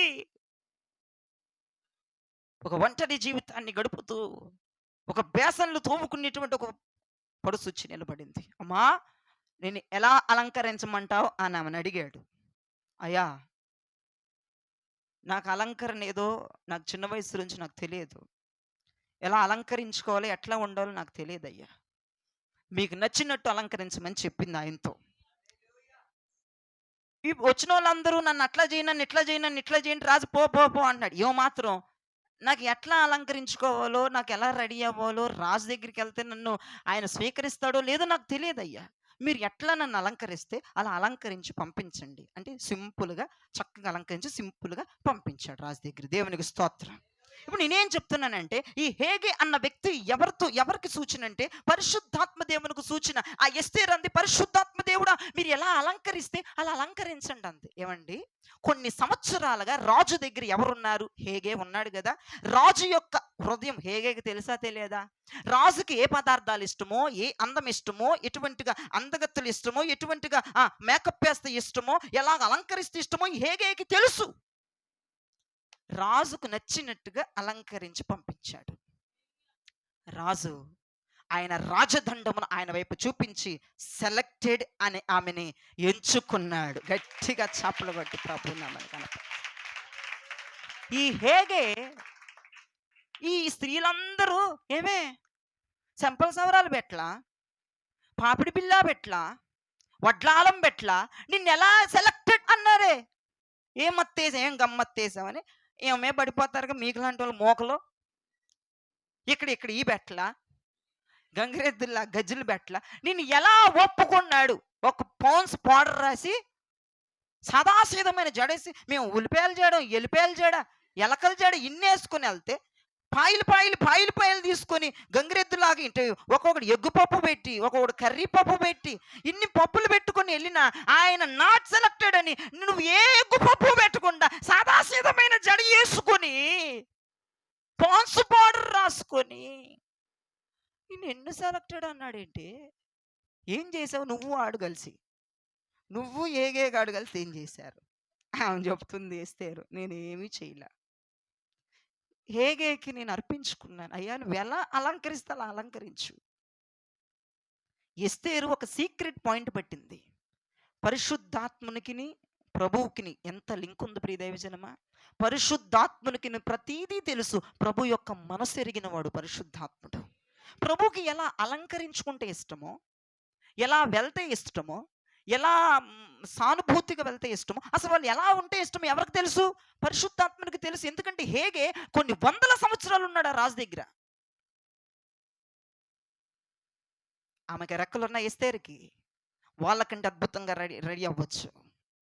ఇంకా నాకు పెట్టయ్యా, నాకు అలా చేయి, నన్ను ఇలా చేయి, సినిమా యాక్టర్ లాగా చేయమని చెప్పచ్చు. కానీ హేగే చుట్టూ ఎగురుతున్నది ఒక ఎస్తేరు. Praise the lord. పరిశుద్ధాత్మ చుట్టే రెక్కలున్న ఎస్తేరుకి, నేను చెప్తుంది అర్థం చేసుకోండి, పాయింట్ పట్టుకోండి. ఎస్తేరుకి లెక్కలున్నాయి, ఎస్తేరుకి స్వేచ్ఛ ఉంది, ఎస్తేరు నచ్చినట్టుగా ఎస్తేరు రెడీ చేస్తాడు ఆయన. కానీ ఆ మంది రెక్కలున్నా సరే నేను నీ చుట్టూనే ఎగురుతానంది. పరిశుద్ధాత్మ చుట్టూ ఎగిరింది కాబట్టే రాజు సెలెక్టెడ్ అని ఒక హోదానిచ్చాడండి. రాణిగా మారిపోయిందండి. 127 దేశాల సంస్థానాలకి ఒక అధిపతిగా రెడీ అయిపోయిందండి ఆమె. ఎవరిష్టం వచ్చినట్టుగా రెక్కలున్నాయని ఏదో నీకు ఇష్టం వచ్చిన స్టైల్లో ఇష్టం వచ్చిన హీరోయిన్ బొమ్మ చూపించి రెడీ చేయమంటే రెడీ చేస్తే ఆయన దగ్గరికి వెళ్ళాక నాట్ సెలెక్టెడ్ అన్నాడు ఆయన. దేవుని మనసు ఎరిగిన వాడు పరిశుద్ధాత్ముడు. దేవుని రుచిపచులు ఎరిగిన వాడు పరిశుద్ధాత్ముడు. ఆయనకి గనక నీ ప్రాణాత్మ దేహాలు విడిచిపెట్టి చూడు, నేను అద్భుతంగా తయారు చేస్తాడు. రేపటి రోజున ఓ వ్యక్తిన ఆ రాకడలో ఎత్తబడటానికి ప్రభు కొరకు ఆయన పావురం ఏం చేస్తుందో తెలుసా? రెక్కలున్నా సరే బండ సందుల్లోనే ఎగురుతుంది. దాని ఇష్టం ఏదీ లేదు, దాని నిర్ణయం ఏదీ లేదు. పరిశుద్ధాత్మ బండ సందులోనే అది ఎగురుతా ఉంటది. ఎస్తేర్ నీకు ఎలా అలంకరించినమ్మా అంటే నాకు తెలియదయ్యా, నువ్వు ఎట్లా అలంకరిస్తే అట్లా అలంకరించుకుంటా. నువ్వు ఏది పెట్టినా వద్దన్ను, ఏది తీసేసినా వద్దన్ను, నీ ఇష్టం, నువ్వు రెడీ చేయి అంతే. నీకు ఇటువంటి ఆఫర్ వచ్చినప్పుడు పరిశుద్ధాత్మనికి నువ్వు ప్రాణాత్మ దేహాలు వదిలిపెట్టుకోగలవా? నాకు తెలియదయ్యా. కొన్ని వందల వేల సంవత్సరాలు ఆయన దగ్గర ఉంది. మీరు నన్ను అలంకరించండి. ఆయన మనసుకి ఎలా నచ్చుతానో అలా అలంకరించండి. మీకు తెలుసుగా, ఎస్తేరు ఒక లాజిక్ పాయింట్ మాట్లాడింది, సక్సెస్ అయింది తన జీవితంలో. ఎస్తేరుకి రెక్కలున్నాయి. ఎస్తేరు చెప్పమన్న ట్రెడిషన్ డ్రెస్ వేయగలడు. ఎస్తేరు తేమన్నటువంటిది వేయగలడు. లేదు అని అనడు హేగే. ఎస్తేరికి ఏది కావాలో, ఎస్తేరికి ఏ వడ్లాలాలు కావాలో, ఏ పాపిడి పిల్లలు కావాలో, ఏ చంపల చవరాలు కావాలో, ఏ ట్రెడిషన్ ఎటువంటి బట్టలు కావాలో, ఎటువంటి చుడీదార్లు కావాలో ఏదైనా తెచ్చి వెయ్యాలి. అంతే ఆయన పని, అంతే పరిశుద్ధాత్మల పని, అంతే. కానీ వద్దంతే, నా ఇష్టం లేదు, నీ ఇష్టమేనంది. సక్సెస్ అయింది జీవితంలో. రెక్కలున్న ఎస్తేరికి, అవకాశం ఉంది ఎస్తేరికి. తనకిష్టం వచ్చినట్టుగా బ్రతకొచ్చు, తనకిష్టం వచ్చిన కలర్ వేసుకోవచ్చు, తనకిష్టం వచ్చిన మాటలు మాట్లాడవచ్చు, తనకిష్టం వచ్చినటువంటి అలంకరణ అలంకరించుకోవచ్చు. కానీ నా ఇష్టం వద్దు, నేను నీ చుట్టూనే ఎగురుతానంది. ఎస్తేర్ అవకాశం ఉంది, వద్దు హేగే. ఎస్తేర్ నీకు ఇష్టం వచ్చిన కలర్ వేసుకో, అవకాశం ఉంది, వద్దు హేగే. నీకు ఇష్టమైందే వెయ్యి, నీకు ఇష్టమైందే పెట్టు, నీకు ఇష్టమైన రీతిలో అలంకరించు. నాకు అవకాశం ఉందని ఈ రోజు నేను సద్వినియోగం చేసుకోకుండా, నాకు అవకాశం ఉందని గంగిరెద్దులాగా రెడీ అయితే రాజు నాట్ సెలెక్టెడ్ చెప్తున్నాడు. వెళ్ళిన వాళ్ళందరినీ చూసింది చూసింది చూసింది. హేగేకి తన ప్రాణాత్మ దేహాలర్ప చిలుపుకుంది. ప్రియదైవజనమ, రెక్కలు ఉన్న నీవు ఏం చేస్తున్నావు? ఈ రోజున సువిశాల జగత్తులో విహరిస్తున్నావా? యోసేపుకి ప్రధానమంత్రి పోస్ట్ ఉంది, కానీ ఏమీ చేయలేదు తన అన్నదమ్ముల్ని. వద్దు ప్రియదైవజనమా, ఆయన పావురాల్లో ఉండే లక్షణాలు అవి కాదు. ఊసకోత కొయ్యటాలు ఆయన పావురం కాదు. ఇష్టం వచ్చినట్టుగా రెడీ అవటాలు, ఇష్టం వచ్చినట్లుగా అలంకరించుకోవటాలు, ఇష్టం వచ్చినట్లుగా నీ ఇష్టం వచ్చినట్లుగా బ్రతకటము ఆయన పావురం కాదు. నీ ఇష్టం వచ్చినట్టు బ్రతకడం కాదు, బండ సందుల్లో ఎగురే పావురము నా పావురం అన్నాడు ఆయన. అంటే నీ ఇష్టాలు చంపుకొని ఆయన చుట్టూ ఎగరాలి. నీ ఇష్టం పని చేయకూడదు, నీ స్వర్నిర్ణయాలు నాశనమైపోవాలి. అది కదండి, నా బండ సందుల్లో ఎగురు నా పావురమా. బండ సందుల్లో ఎగురు అన్నాడు, దానికి రెక్కలున్నాయి, ఎగరొచ్చు. ప్రధానమంత్రి పోస్ట్ ఉంది, ఎగరొచ్చు. ఇష్టమైన ఆభరణాలు పెట్టమనొచ్చు, ఇష్టమైన డ్రెస్సులు వేయమనొచ్చు. ఏం మాట్లాడలేదు. ఎక్కడ ఎగురుతుందండి ఈ పావురం? బండ సందుల్లో. ఇంతకీ ఏ బండ సందుల్లో ఎగురుతుందో చెప్పలేదు కదా. 1 కొరింథీయులకు రాసిన పత్రికలో 10వ అధ్యాయము 4వ వచనములో ఆ బండ క్రీస్తే. అదొక్క మాట చదవండి చాలు. 1 కొరింథీయులకు రాసిన పత్రిక 10వ అధ్యాయము 4వ వచనం. ఆ బండ ఎవరు? ఆ బండ ఎవరు? ఆ బండ క్రీస్తే. చాలు, దొరికిందా మాట మీకు?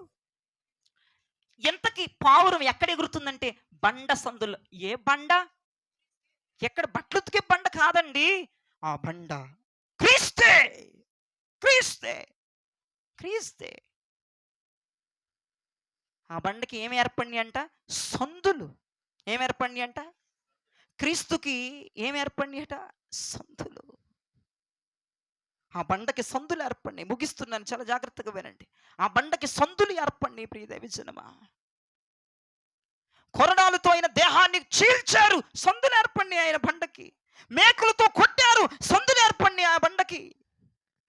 సిలివేసినారు, సందులు ఏర్పడి ఆ బండకి. పక్కటెముకలో డొక్కలో పొడిచారు, సందులు ఏర్పడి ఆ బండకి. సందులు ఏర్పడ్డాయి. ఆ సందుల్లో ఎగురుతుందంట ఆయన పావురం. దేవునికి స్తోత్రం చెప్పండి. బండ సందుల్లో ఆ బండ క్రీస్తే. క్రీస్తుకి ఏర్పడిన సందులు, క్రీస్తుకి ఏర్పడిన గాయాల్లో అది ఎగురుతుంది, అది ఎగురుతుంది. ఓ పావురమా, నీకు రెక్కలున్నాయి కదే, నీకు రెక్కలున్నాయి కదే, ఆ బండ సందుల్లో ఎగురుతున్నావేంటంటే నేను సువిశాల జగత్తులో ఎగరనని ఒక నిర్ణయం తీసేసుకుంది. ఈ బండ సందులే నా వేదం అంది, ఈ బండ సందులే నా నిర్ణయం అంది, ఈ బండ సందులే నా ఇష్టం అంది, ఈ బండ సందులే నా ఏర్పాటు అంది. క్రీస్తుకు ఏర్పడిన గాయపు గాయాల్లో ఎగురుతా ఉంది, ఎగురుతా ఉంది, ఎగురుతా ఉంది. ఇప్పటికీ 2000 సంవత్సరాల నుండి క్రీస్తు యొక్క రక్తధారలు ఈ రోజుకి కూడా ఇదిగో కపాలమనర్థమిచ్చు గొల్గొతా కొండ మీద ప్రపంచ దేశాల్లో మధ్యస్థ దేశమైన యెరూషలేములో ఇప్పటికైనా రక్తం 2000 సంవత్సరాల నుంచి ఈ రోజుకి ఆయన రక్తం ప్రవహిస్తూనే ఉంది ప్రతి పాపి పైన. ఇప్పటికైనా రక్తం ప్రవహిస్తానంది ప్రియదేవిజనమా. ప్రపంచ దేశాలలో మధ్యస్థ దేశమైన ఆ యెరూషలేము దేశములో కపాలమని అర్థమిచ్చు గోల్కతా కొండపైన ఆ సిలువలో నుంచి ఇప్పటికీ ప్రతి పాపి మానవాళి పైన ఆయన రక్తము శుద్ధి చేయడానికి దిగి వస్తూనే ఉంది.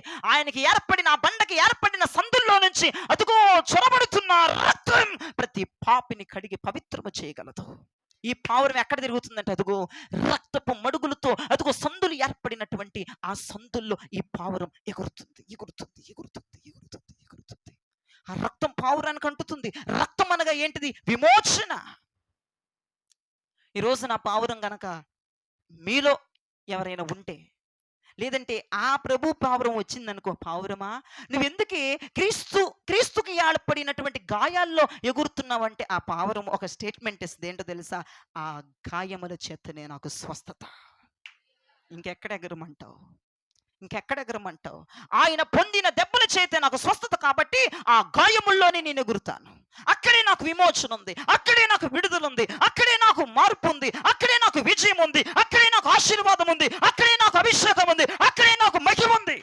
ఇంకెక్కడ ఎగరమంటావు? ఆయన బండ సందులే ఒక నివాసంగా ఏర్పాటు చేసుకుంది ఆయన పావురం. ఆయన పావురం రేంజ్ ఎంతండి? ఆయన పావురం లెవెల్ ఎంతండి? ఆ పావురం చెప్తున్న స్టేట్మెంట్, స్వస్థత నేను పొందుతున్నా. గాయములో క్రీస్తుకి ఏర్పడిన ఆ బండకి ఏర్పడిన గాయపు సందుల్లో ఎందుకు ఎగురుతున్నా తెలుసా? అక్కడ నాకు స్వస్థత ఉందని అక్కడ ఎగురుతున్నాను నేను. ఏముందిరా లోకంలో?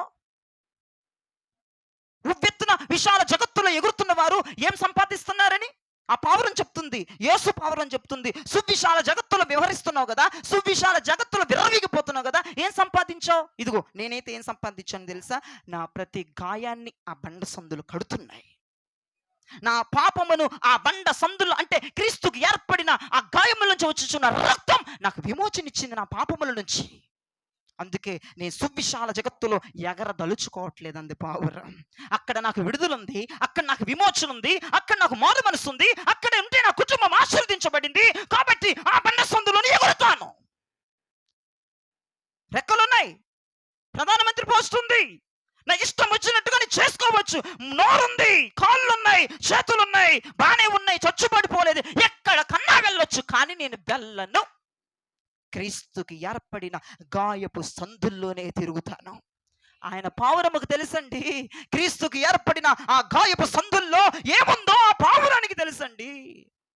స్వస్థతను ఆస్వాదిస్తుంది ఎగురుతా, విడుదలను ఆస్వాదిస్తుంది ఎగురుతా, అభిషేకాన్ని, కృపను, మహిమను, ప్రభావమును ఆ బండ సందుల్లో ఎంజాయ్ చేస్తుంది. దేవునికి స్తోత్రం.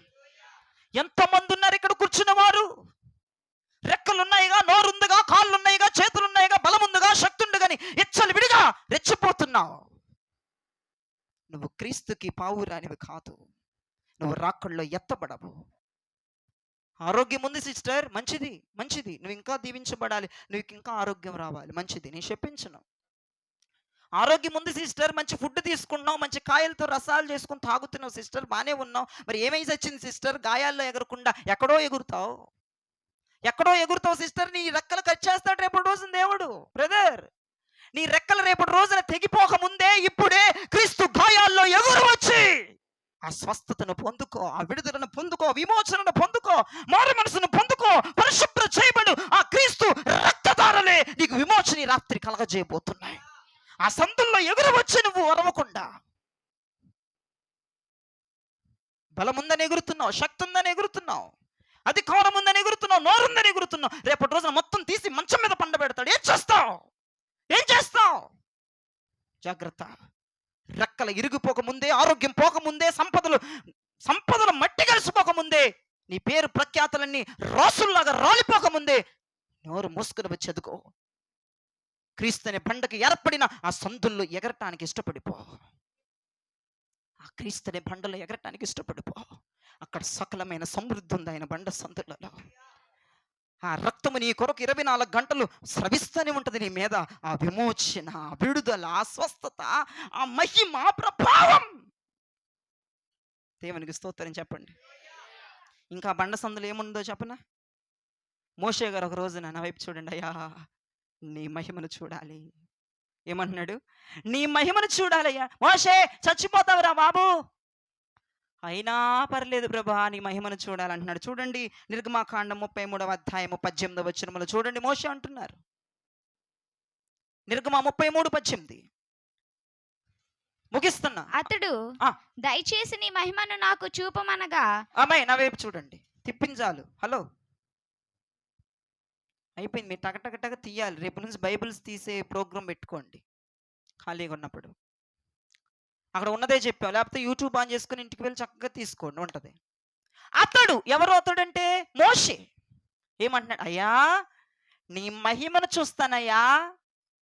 ప్రభు అంటాడు, ఒరే చచ్చిపోతావురా, ఇప్పుడు వరకు నన్ను చూచిన నరుడు లేడు, చూస్తే సస్తావు, అయినా పర్లా నీ మహిమను చూస్తాను అంటే ప్రభు ఏమన్నాడు చూడండి 22వ వచనములో,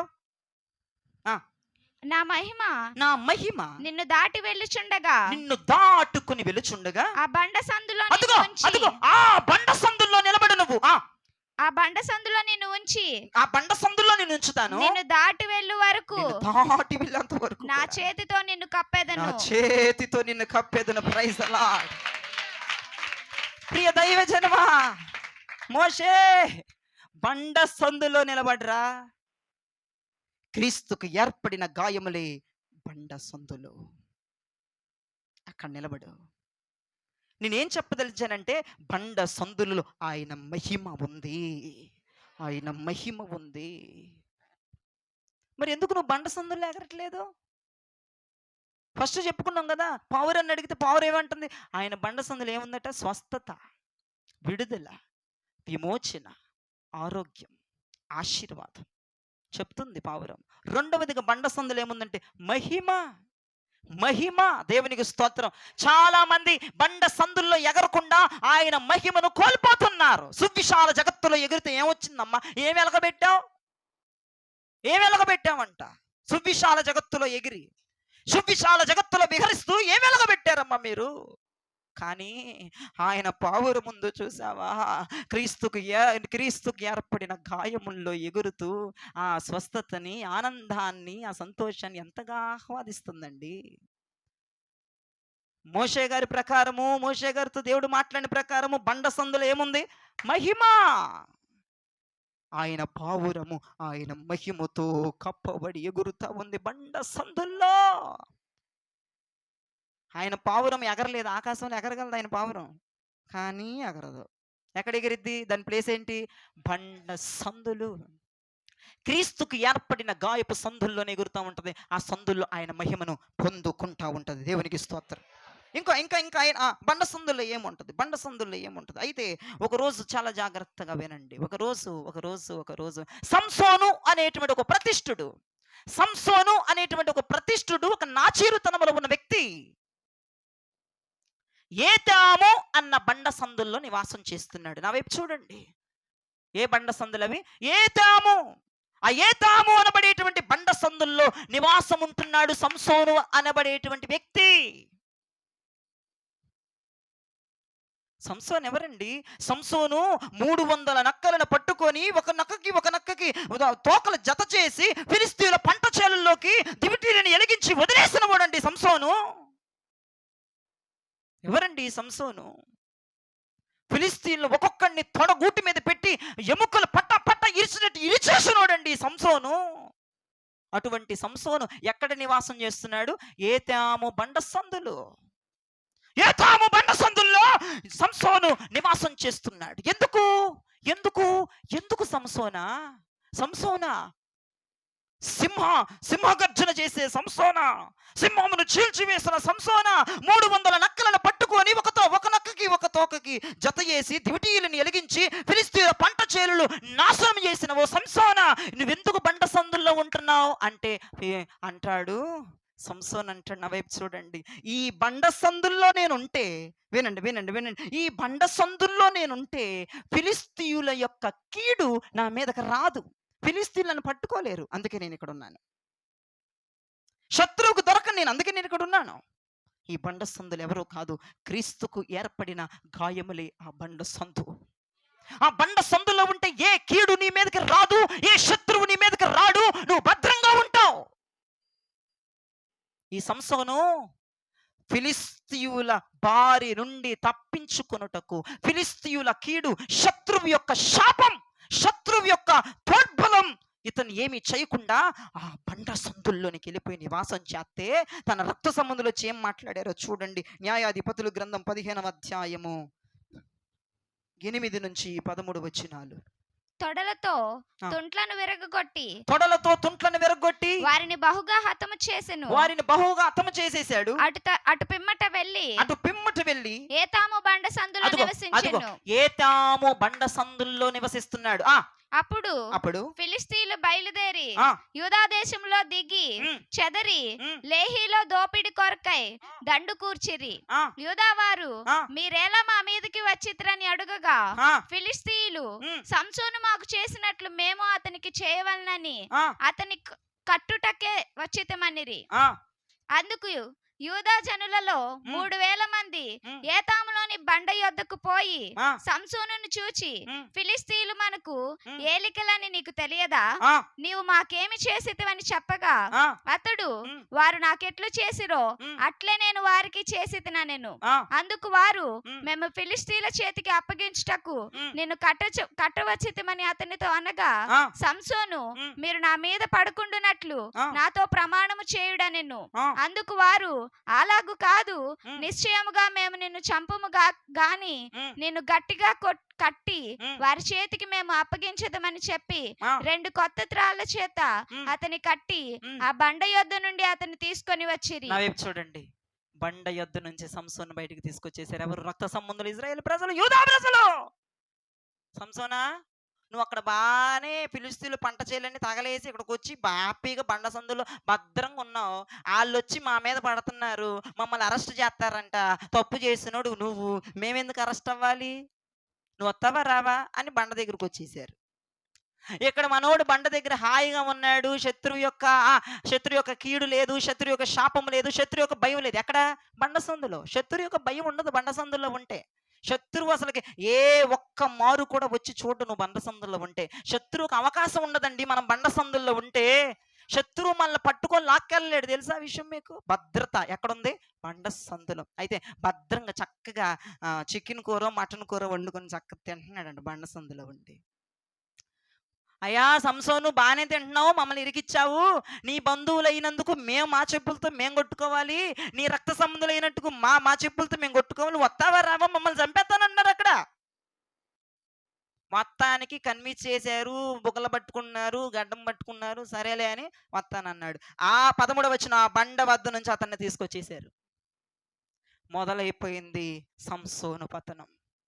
ఎప్పుడైతే బండ సందుల్లో నుంచి బయటకు వచ్చేసాడో, నిద్రపోతున్న వాళ్ళు దేవునికి స్తోత్రం చెప్పండి, లేగో. ఎప్పుడైతే బండ సందుల్లో నుంచి సంసోను బయటకు వచ్చేసాడో, వినండి వినండి వినండి వినండి అండి, వినండి అండి తల్లులారా, నిష్కలంకులారా వినండి. ఎప్పుడైతే సంసోను బండ సందుల్లో నుంచి బయటకు తెచ్చారో, వినండి, ఎవడో కోసం నువ్వు ఎందుకు రావటం బయటికి? ఎవరినో హెల్ప్ చేయడానికంటే ఏమి వెళ్ళిపోద్దంట. పో, ఆడితో పాటు కలిసి పోతావు, ఏట్లకు పో, ఆడిని సేవ చేద్దాము, నువ్వు తెచ్చావు, బాగాలేదా టైట్లు?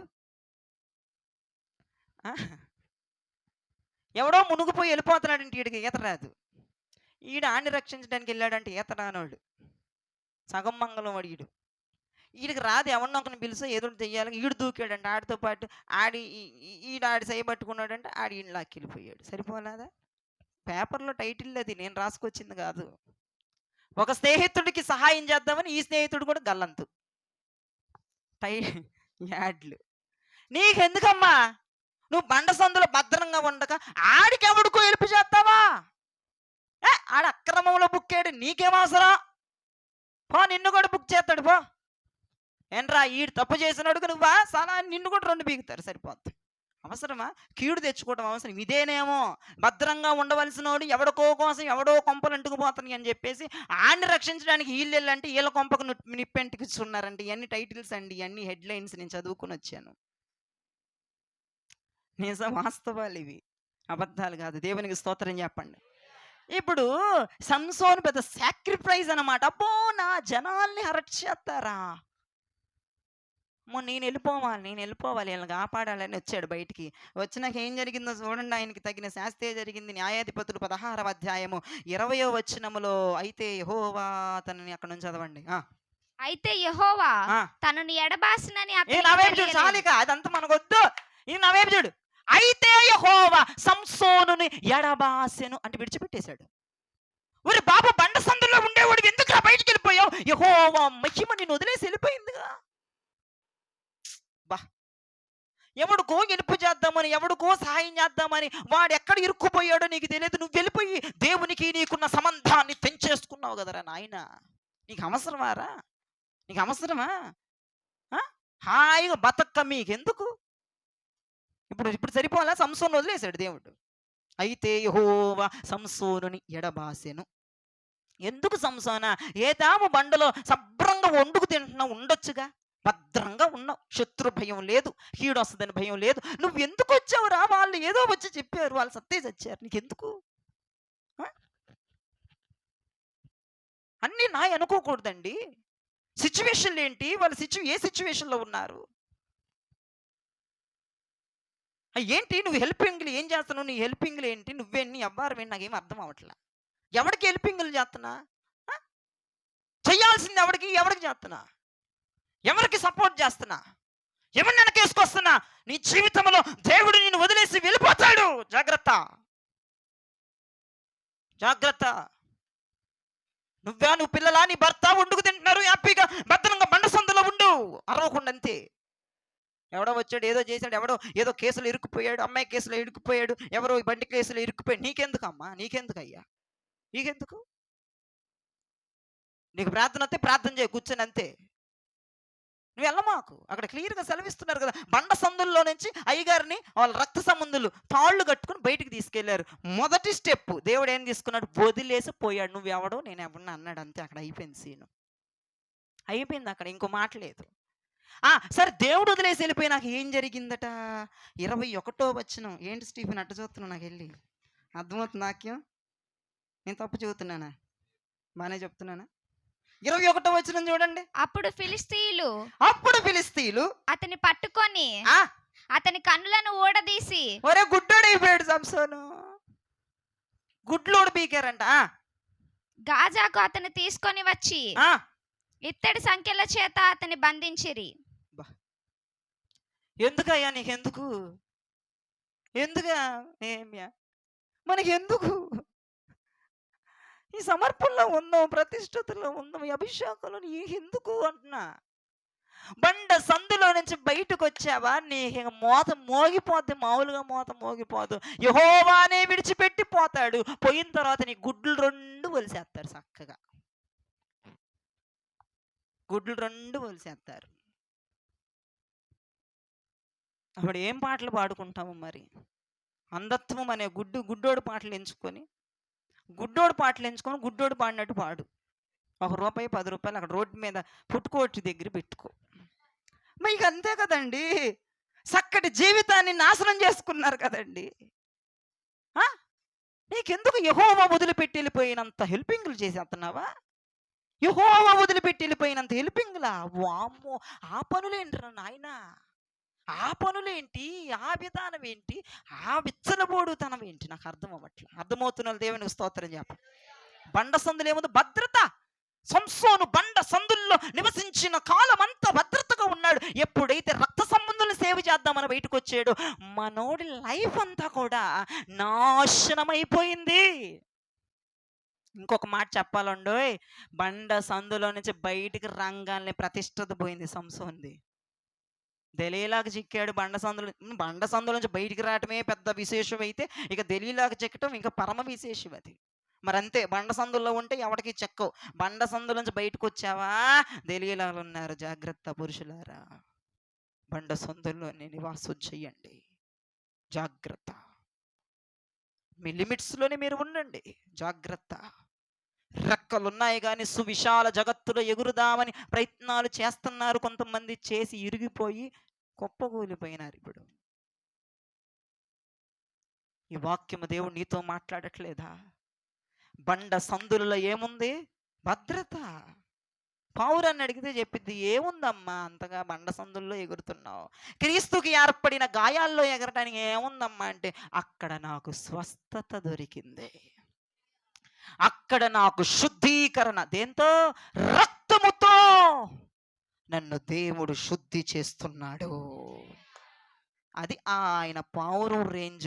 ఇంకా ఏముంది పావురమా, బండ సందుల్లో ఉన్నామంటే యెహోవా మహిమా బండ సందుల్లో ఉంది. పావురమా ఇంకేమన్నా చెప్తావా? చెప్తా. ఆయన బండ సందులలో భద్రత బోలెడంత ఉంది. భద్రత, బీభత్సమైన భద్రత, బీభత్సమైన భద్రత. బండ సందుల్లో నుంచి బయటకు వచ్చేసేసి ఈ రోజున మరి ఎగురుతున్న నీ ఎగురుడు ఎగురు యేసు రక్తం వేచేం ఎగురు ఎగురు ఎగురు ఎగురు ఎగిరేది ఎందుకు? మంచం మీద పట్టడానికి ఎగురుతావు, ఇంక దానికి మించి ఏమీ లేదు. లేదంటే హాస్పిటల్ బెడ్ మీద పట్టడానికి ఎగురుతావు. ఎగురు ఎగురు ఎగురమ్మా ఎగురు. నీకు రెక్కలున్నా ఎగురు. నేనెవరిని నువ్వు ఎగరొద్దని చెప్పడానికి? ఎవరిని? నేనెవరిని? ఎగురు. యోసేపుకు రెక్కలున్నాయి, ఎగిరాడా? ఎగరలా. ఎస్తేరుకి రెక్కలున్నాయి, ఎగిరిందా? ఎగరలా. వాళ్ళ జీవితాలు బాగుపడలేదా? సంసోనులాగా బండ సందుల్లో నుంచి కనుక నువ్వు బయటకు వస్తే, ఆల్రెడీ వచ్చి చాలా ఇబ్బందులే పడుతున్నావు, దయచేసి బ్యాక్ రా, బండ సందుల్లోనికి రా, నీకు పరిపూర్ణమైన భద్రత బండ సందుల్లో ఉందని చెప్పటంలో ఏ సందేహం కూడా లేదు. ప్రియదేవచన, క్రీస్తుకి ఏర్పడిన గాయపు సందుల్లో ఎగురు. హ్యాపీగా నేను ఎగురుతున్నా, నాకు రెక్కలున్నాయి, సువిశాల జగత్తులో ఎగరొచ్చు నేను. హలో, మొబైల్ ఫోన్ నా చేతిలో ఉంది, సువిశాల జగత్తులో ఎగరొచ్చు నేను. సువిశాల జగత్తులో ఎగరొచ్చు, ఇష్టమైన వీడియోలు చూడొచ్చు, ఇష్టమైన గేమ్స్ ఆడొచ్చు, బండి ఉంది, బండి తాళం ఉంది, అబద్ధాలు చెప్పి ఎగసిపోవచ్చు బయటికి. కానీ ఈ జయరాజ్ అనే వ్యక్తి క్రీస్తుకి ఏర్పడిన బండ సందుల్లోనే ఎగురుతున్నాడు.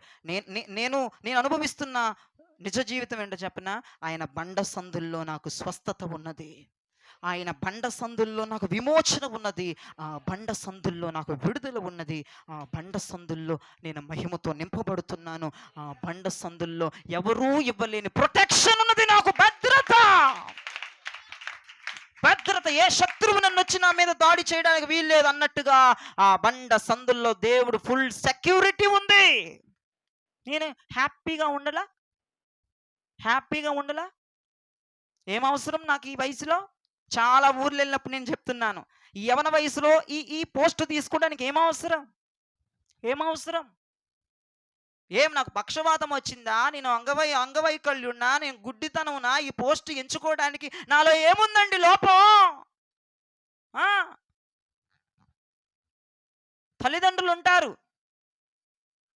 ఒకడు చేతగానోడైతే ఆడిని ఇస్తానంటారు పరిచర్యకి, ఆడు కొంపలో చేత కావట్లేదు, ఆడికి మైండ్ బాగాలేదు, మైండ్ సరిలేదు, పెద్దోడినేమో పెద్ద పెద్ద చదువులు చదివించి పెద్ద పెద్ద జాబులు చేస్తూ, ఈ నీకు పనికి రానోడేమో దేవునికి ఇవ్వటం. నేనంతా ఆల్ పర్ఫెక్ట్గా నేను బాగానే ఉన్నానుగా, నేను ఈ డిసిషన్ తీసుకోవడానికి గల కారణం ఏంటంటే బండ సందుల్లో ఉన్న ఔన్నత్యం నాకు తెలుసు. ప్రియదైవజనమా, ఈ లోకములో ఉన్న సంతోషము కొద్ది కాలము, కొద్ది పాటే, కొద్ది నిమిషములే, రాలిపోయి వాడిపోక ముందే నేను ఎగురుతున్న క్రీస్తు ఏర్పడిన బండ సందుల్లోనికి, గాయపు సందుల్లోనికి వచ్చేయండి రాత్రి. నేను ఫుల్ హ్యాపీగా ఉన్నాను. ఏం జయరాజ్ గారు ఒక సినిమా చూడరు, ఒక రీల్ చేయడు, లేదంటే ఒక ఫ్రెండ్స్తో వెళ్ళడు, లేదంటే ఒక బంధువులతో వెళ్ళడు, ఆడిదేం బతుకురా కుక్క బతుకు అనుకుంటారేమో మీరు. నేను దర్జాగా బతుకుతున్న క్రీస్తు బండ సందుల్లో. మీకేం తెలుసండి ఆ సంతోషము, ఆ హ్యాపీ, ఆ ఉల్లాసము మీకేం ఎరక? ఒక్కసారి వస్తే కదా తెలిసేది. ఆ రక్తము చెంగున మనిషి మీద ప్రవహించుచూ వస్తుంటే ఆ విడుదల, విమోచనకి ఎంత ఉల్లాసం, ఎంత ఆనందం అండి. ఎవడు క్షమించగలడు? ఎవడు నీ పాపములను కడిగి పవిత్రము చేయగలడు చెప్పు? రా క్రీస్తు బండ సందుల్లోనికి, ఆయనకి ఏర్పడిన గాయపు సందుల్లోనికి వచ్చి నివాసము చేయి, బండ సందుల్లోనే ఎగురు. అక్కడే స్వస్థత, విడుదల, విమోచన, మహిమ, భద్రత అక్కడ ఉన్నది. ఈ రోజు వాటన్నిటిని ప్రభు నీకు అనుగ్రహించును కాక. బండ సందుల్లో ఎగురునా, బండ సందుల్లో ఎగురునా పావురమా, దేవునికి స్తోత్రం కలుగును గాక. Praise lord. చేతులెత్తి ప్రైజ్ లార్డ్ చెప్పండి.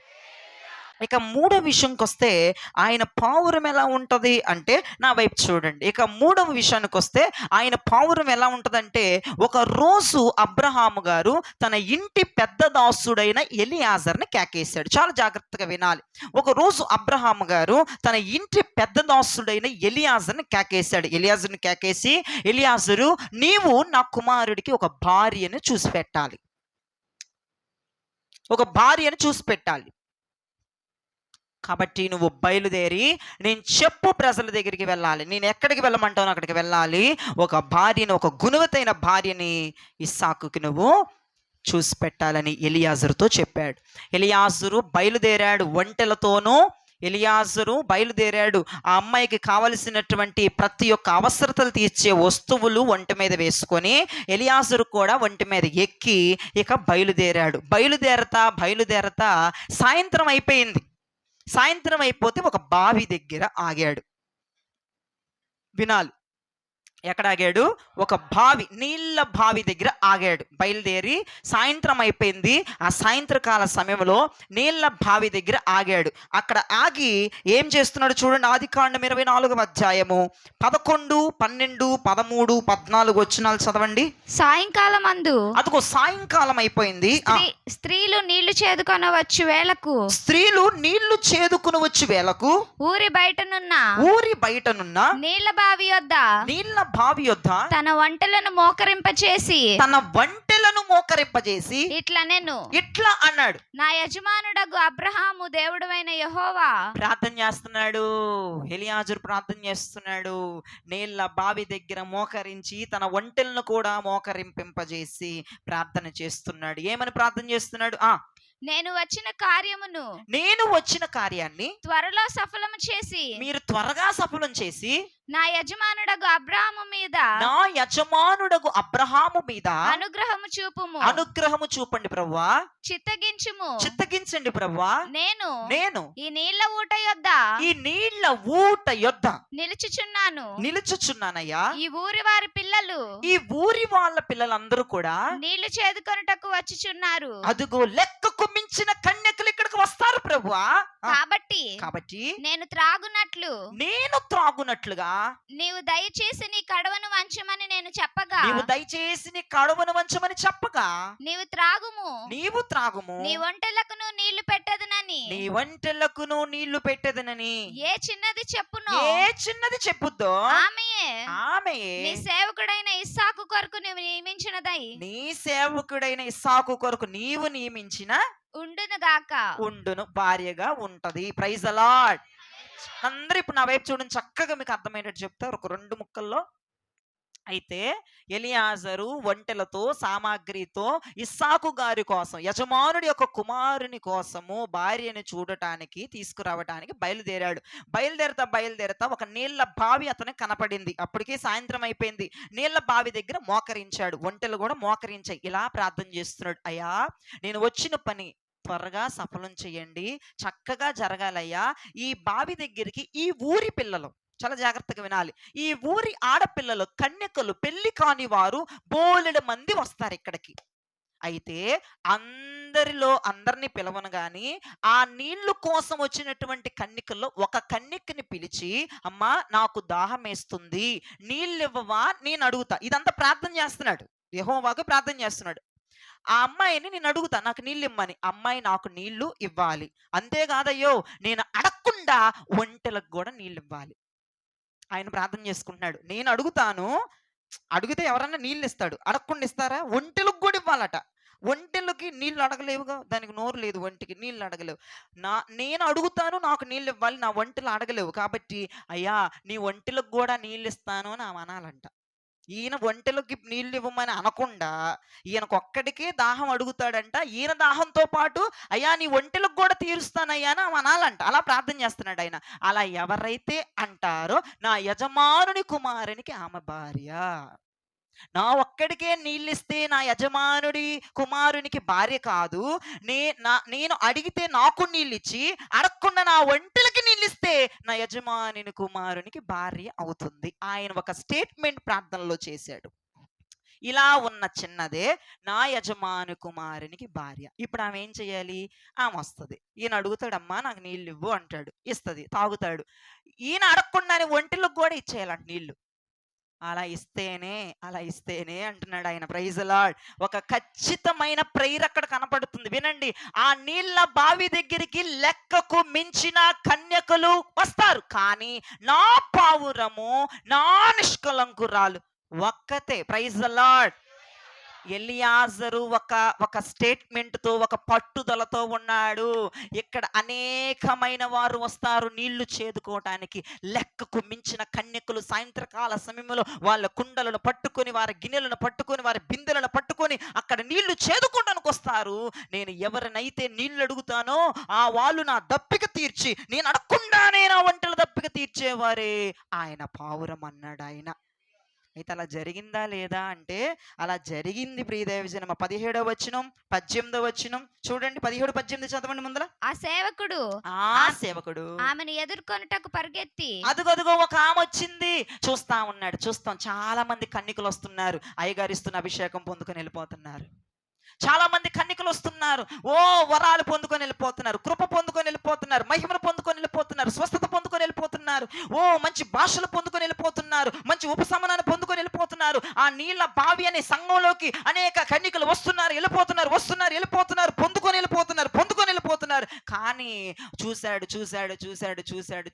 ఒక ఆమె నీళ్లు చేదుతుంటే ఆమె దగ్గరికి పరిగెత్తుకుంటా వెళ్ళాడు. వెళ్ళి ఏమంటున్నాడు చూడండి. నీ కడవలో నీళ్లు కొంచెము దయచేసి, అమ్మా నీ కడవలో నీళ్లు కొంచెం దయచేసి నన్ను త్రాగనిమ్మని అడిగాడు. ఆమె ఏం చేసింది?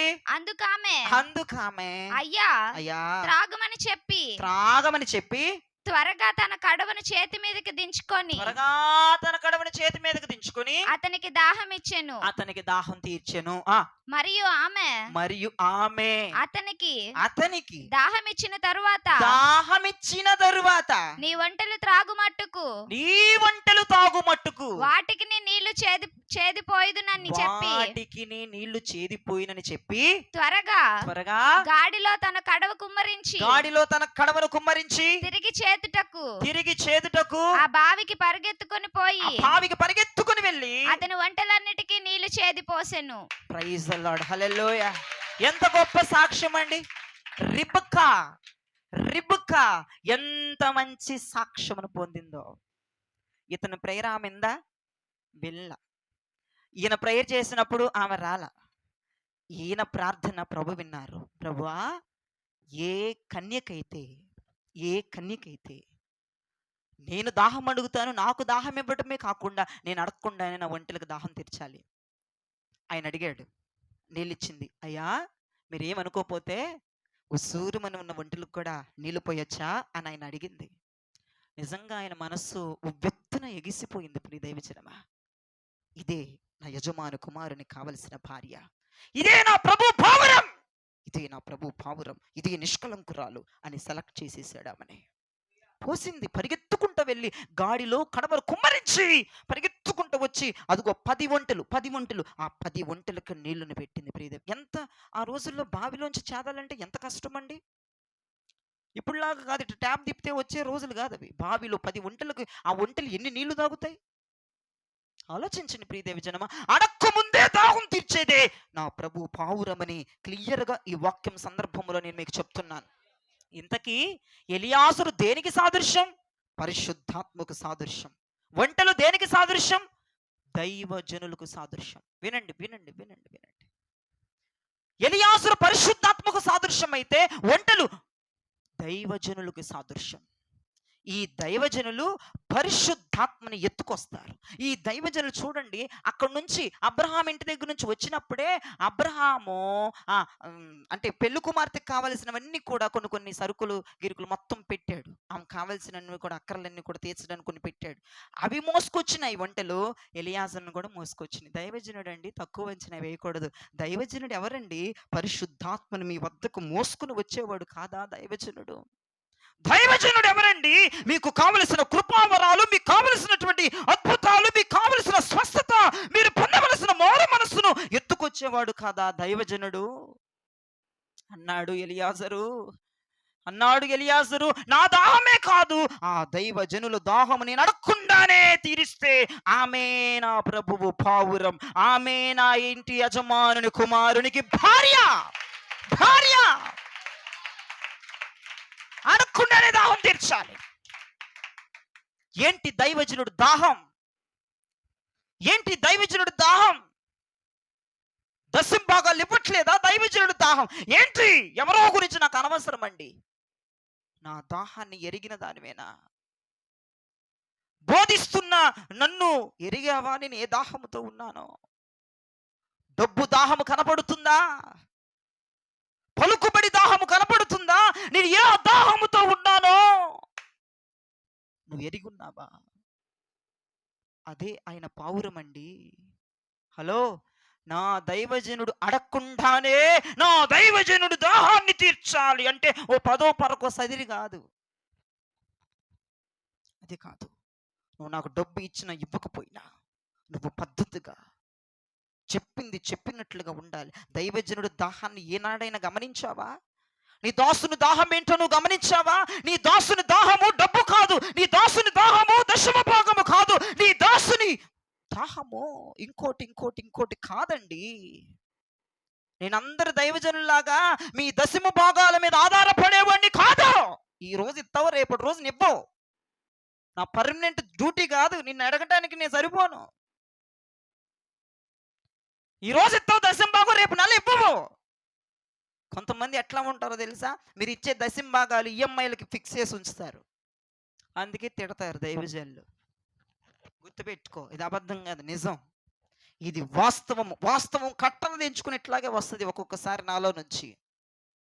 ఎందుకు నేను అందరు నన్ను ఎందుకు లేని వదిలేస్తాను నేను, అంతే.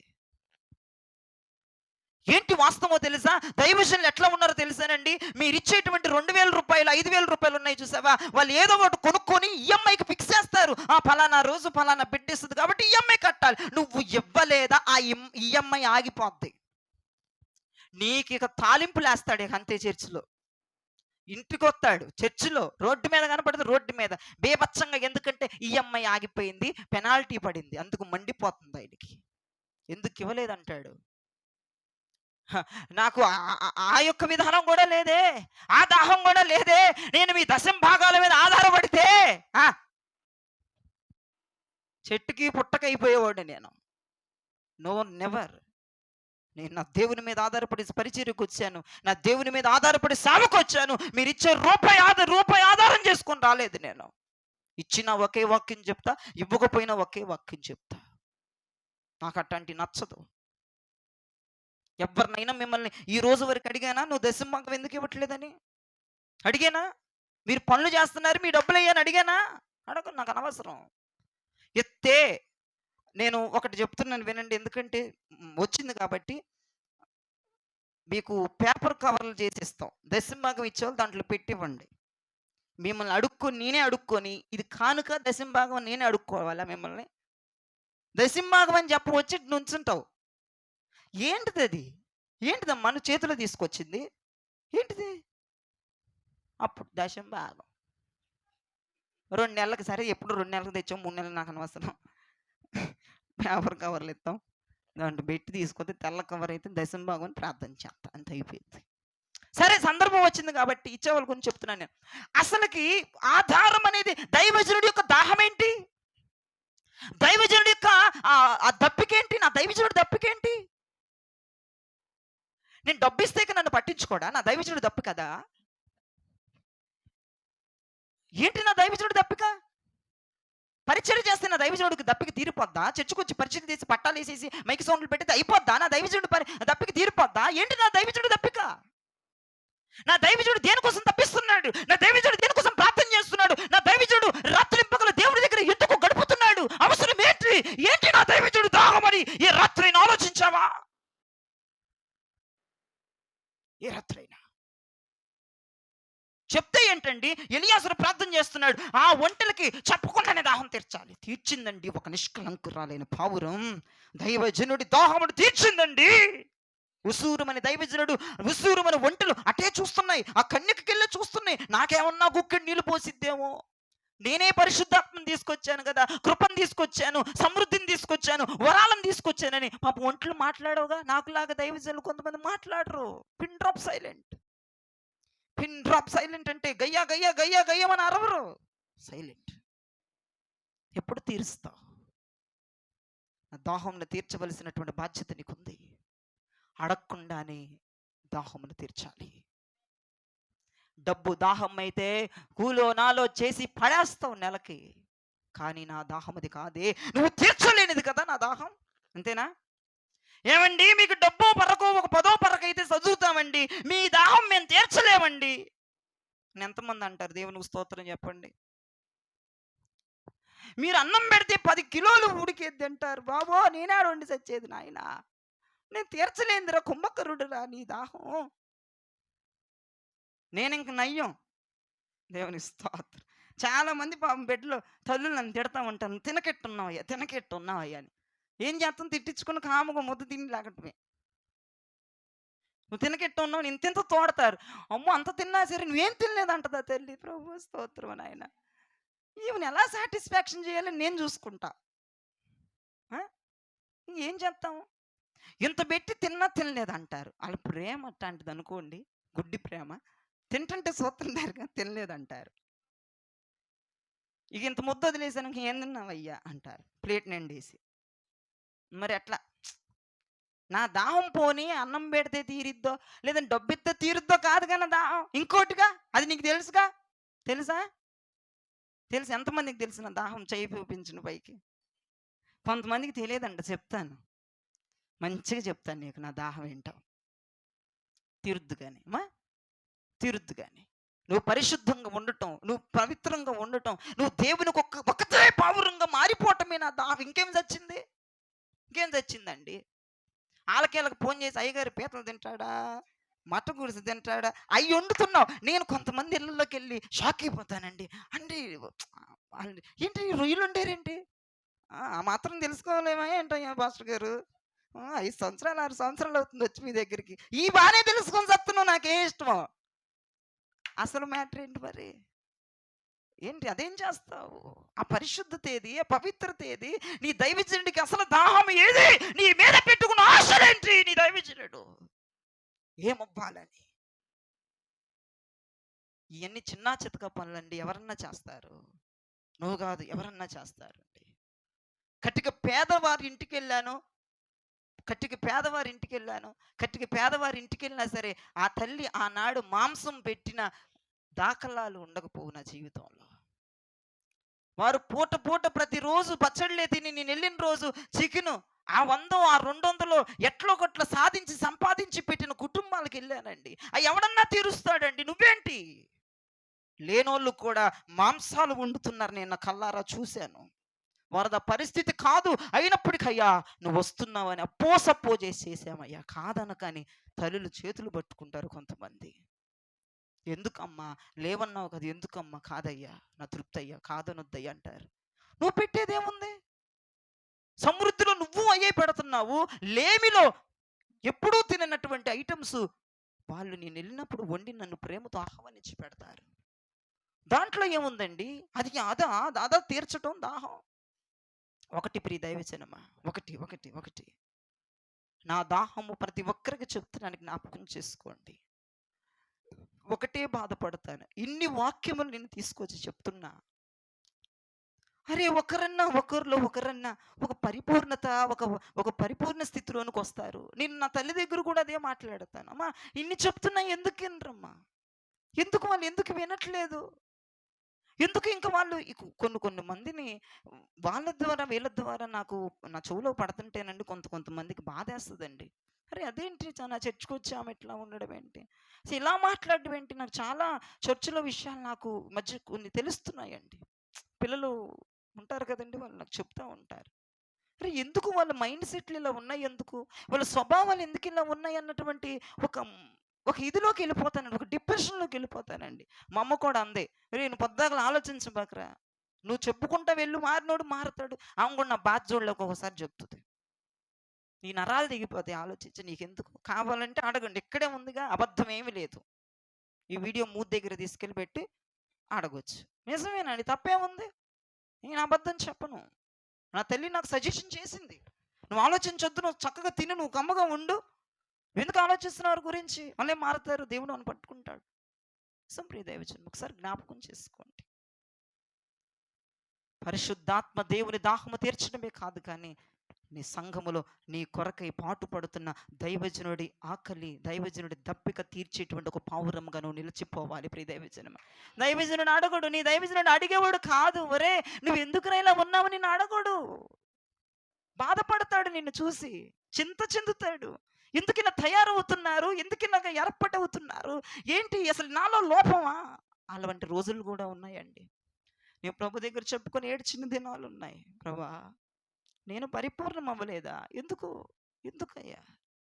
నాలో ఏమన్నా దోషమా, నాలో ఏమన్నా పాపమా, నేను పరిపూర్ణం అవ్వలేదనేనా వారు మారట్లేదు, వారు వినట్లేదని దేవుడి దగ్గర ఏడ్చిన దాఖలాలు ఉన్నాయి. ప్రియ దైవజనమా, ప్లీజ్, రిబకమ్మ అడక్క ముందే ఒంటెల దప్పిక తీర్చింది. అయ్యో నా కొరకే పోటలు పడుతూ, నా కొరకే ఉపవాస ప్రార్థనలు పెడుతూ, నా కొరకే పగలనక రాత్రనక అభిషేకములను మోసుకుని వచ్చి దేవుడు అన్నాడు, జయరాజు పలానా అభిషేకం ఇస్తాను జయరాజు అంటే, ఏ నాడైనా నీ ప్రార్థనలు పెట్టకుండా ఉన్నానా? ఎన్ని అభిషేక ప్రార్థనలు, ఎన్ని అపోస్తుల ప్రార్థనలు, దేవుడు నాకు ఇచ్చిన అభిషేకాన్ని మీ దగ్గరికి తెచ్చానుగా, మీకు ఇచ్చానుగా. మీ నెత్తి మీద ఆలివ్ ఆయిల్ పోసి, ఆ తైలమును పోసి మిమ్మల్ని అభిషేకించిన దాఖలాలు లేవంటారా? నువ్వేం చేస్తున్నావు నీ దైవజనుడికి? పరిశుద్ధాత్మను నీకు పరిచయం చేసిన దైవజనుడికి అసలు నీకు పరిశుద్ధాత్మ లేదు, నీకు భాషలే లేవు. ఎవడు తెచ్చాడండి నీ వద్దకు? ఎవడు తెచ్చాడు నీ వద్దకు? నువ్వు భాషలు మాట్లాడడానికి గల కారణం ఎవరు? నువ్వు పరిశుద్ధాత్మను పొందటానికి గల కారణం ఎవరు? నువ్వు రాత్రి పగలు గంటలు గంటలు ప్రార్థన చేసే కృప పొందుకున్నావు ఎవరి ద్వారా? దైవజనుడు కాదా మోసుకొచ్చింది? ఒంటెలు కాదా మోసుకొచ్చింది ఆ పరిశుద్ధాత్మని? అంటే ఎలియాజరు దేని మీద ఎక్కాడు? ఒంటెల మీద ఎక్కాడు. ఒంటెలు తీసుకొచ్చిన ఎలియాజర్ని, పరిశుద్ధాత్మ దేవుణ్ణి ఎలియాజరు తీసుకొచ్చాడు. పరిశుద్ధాత్మ దేవుణ్ణి దైవజనుడు తీసుకొచ్చాడు. నీకు కావలసిన కృపావరాలు, నీకు కావలసినటువంటి సమృద్ధి, నీకు కావలసిన దీవెన, నీకు కావలసిన స్వస్థత ప్రతి వారం దైవజనుడు మోసుకుని వద్దకు తెస్తుంటే నువ్వేం తీరుస్తున్నావమ్మా? నీ దైవజనుడు నోరు తెరవనివాడమ్మా. నీ దైవజనుడు నోరు తెరవనివాడు, ఒంటెలాగా నోరు తెరవనివాడు నీ దైవజనుడు. జ్ఞాపకం చేసుకో, నీ దైవజనుడు ఆశ ఏంటి, నీ దైవజనుడు దాహం ఏంటి, నీ దైవజనుడు దప్పికేంటి? ఆలోచించు. దైవజనుడి దప్పిక దాహం తీర్చేది ఆయన పావురం అనే వాక్యం క్లియర్గా సెలవిస్తుంది. ఏంటి నా ప్రభు పావురం? ప్రభు అన్నాడు కదా, లెక్కకు మించిన కన్యకులు కలరు, కానీ నా పావురం నా నిష్కలంకురాలు ఒకటి. ఎవరు? దైవజనుడు దాహమును చెప్పకుండానే తీర్చేది. దైవజనుడు దాహమును చెప్పకుండానే తీర్చేది ఎవరు పావురం? అది యేసు క్రీస్తు ప్రభువారి పావురం. అర్థమైన దేవునికి స్తోత్రం చెప్పండి. అంతేనండి, అయిపోయింది.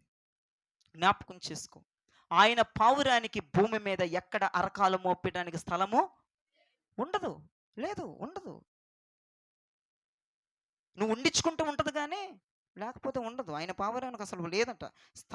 ఈ లోకంలో కాలు మోపడానికి స్థలం లేదట. రెండోది, అది విశాల జగత్తులో ఎగరదు, సువిశాల జగత్తులో విహరించదు.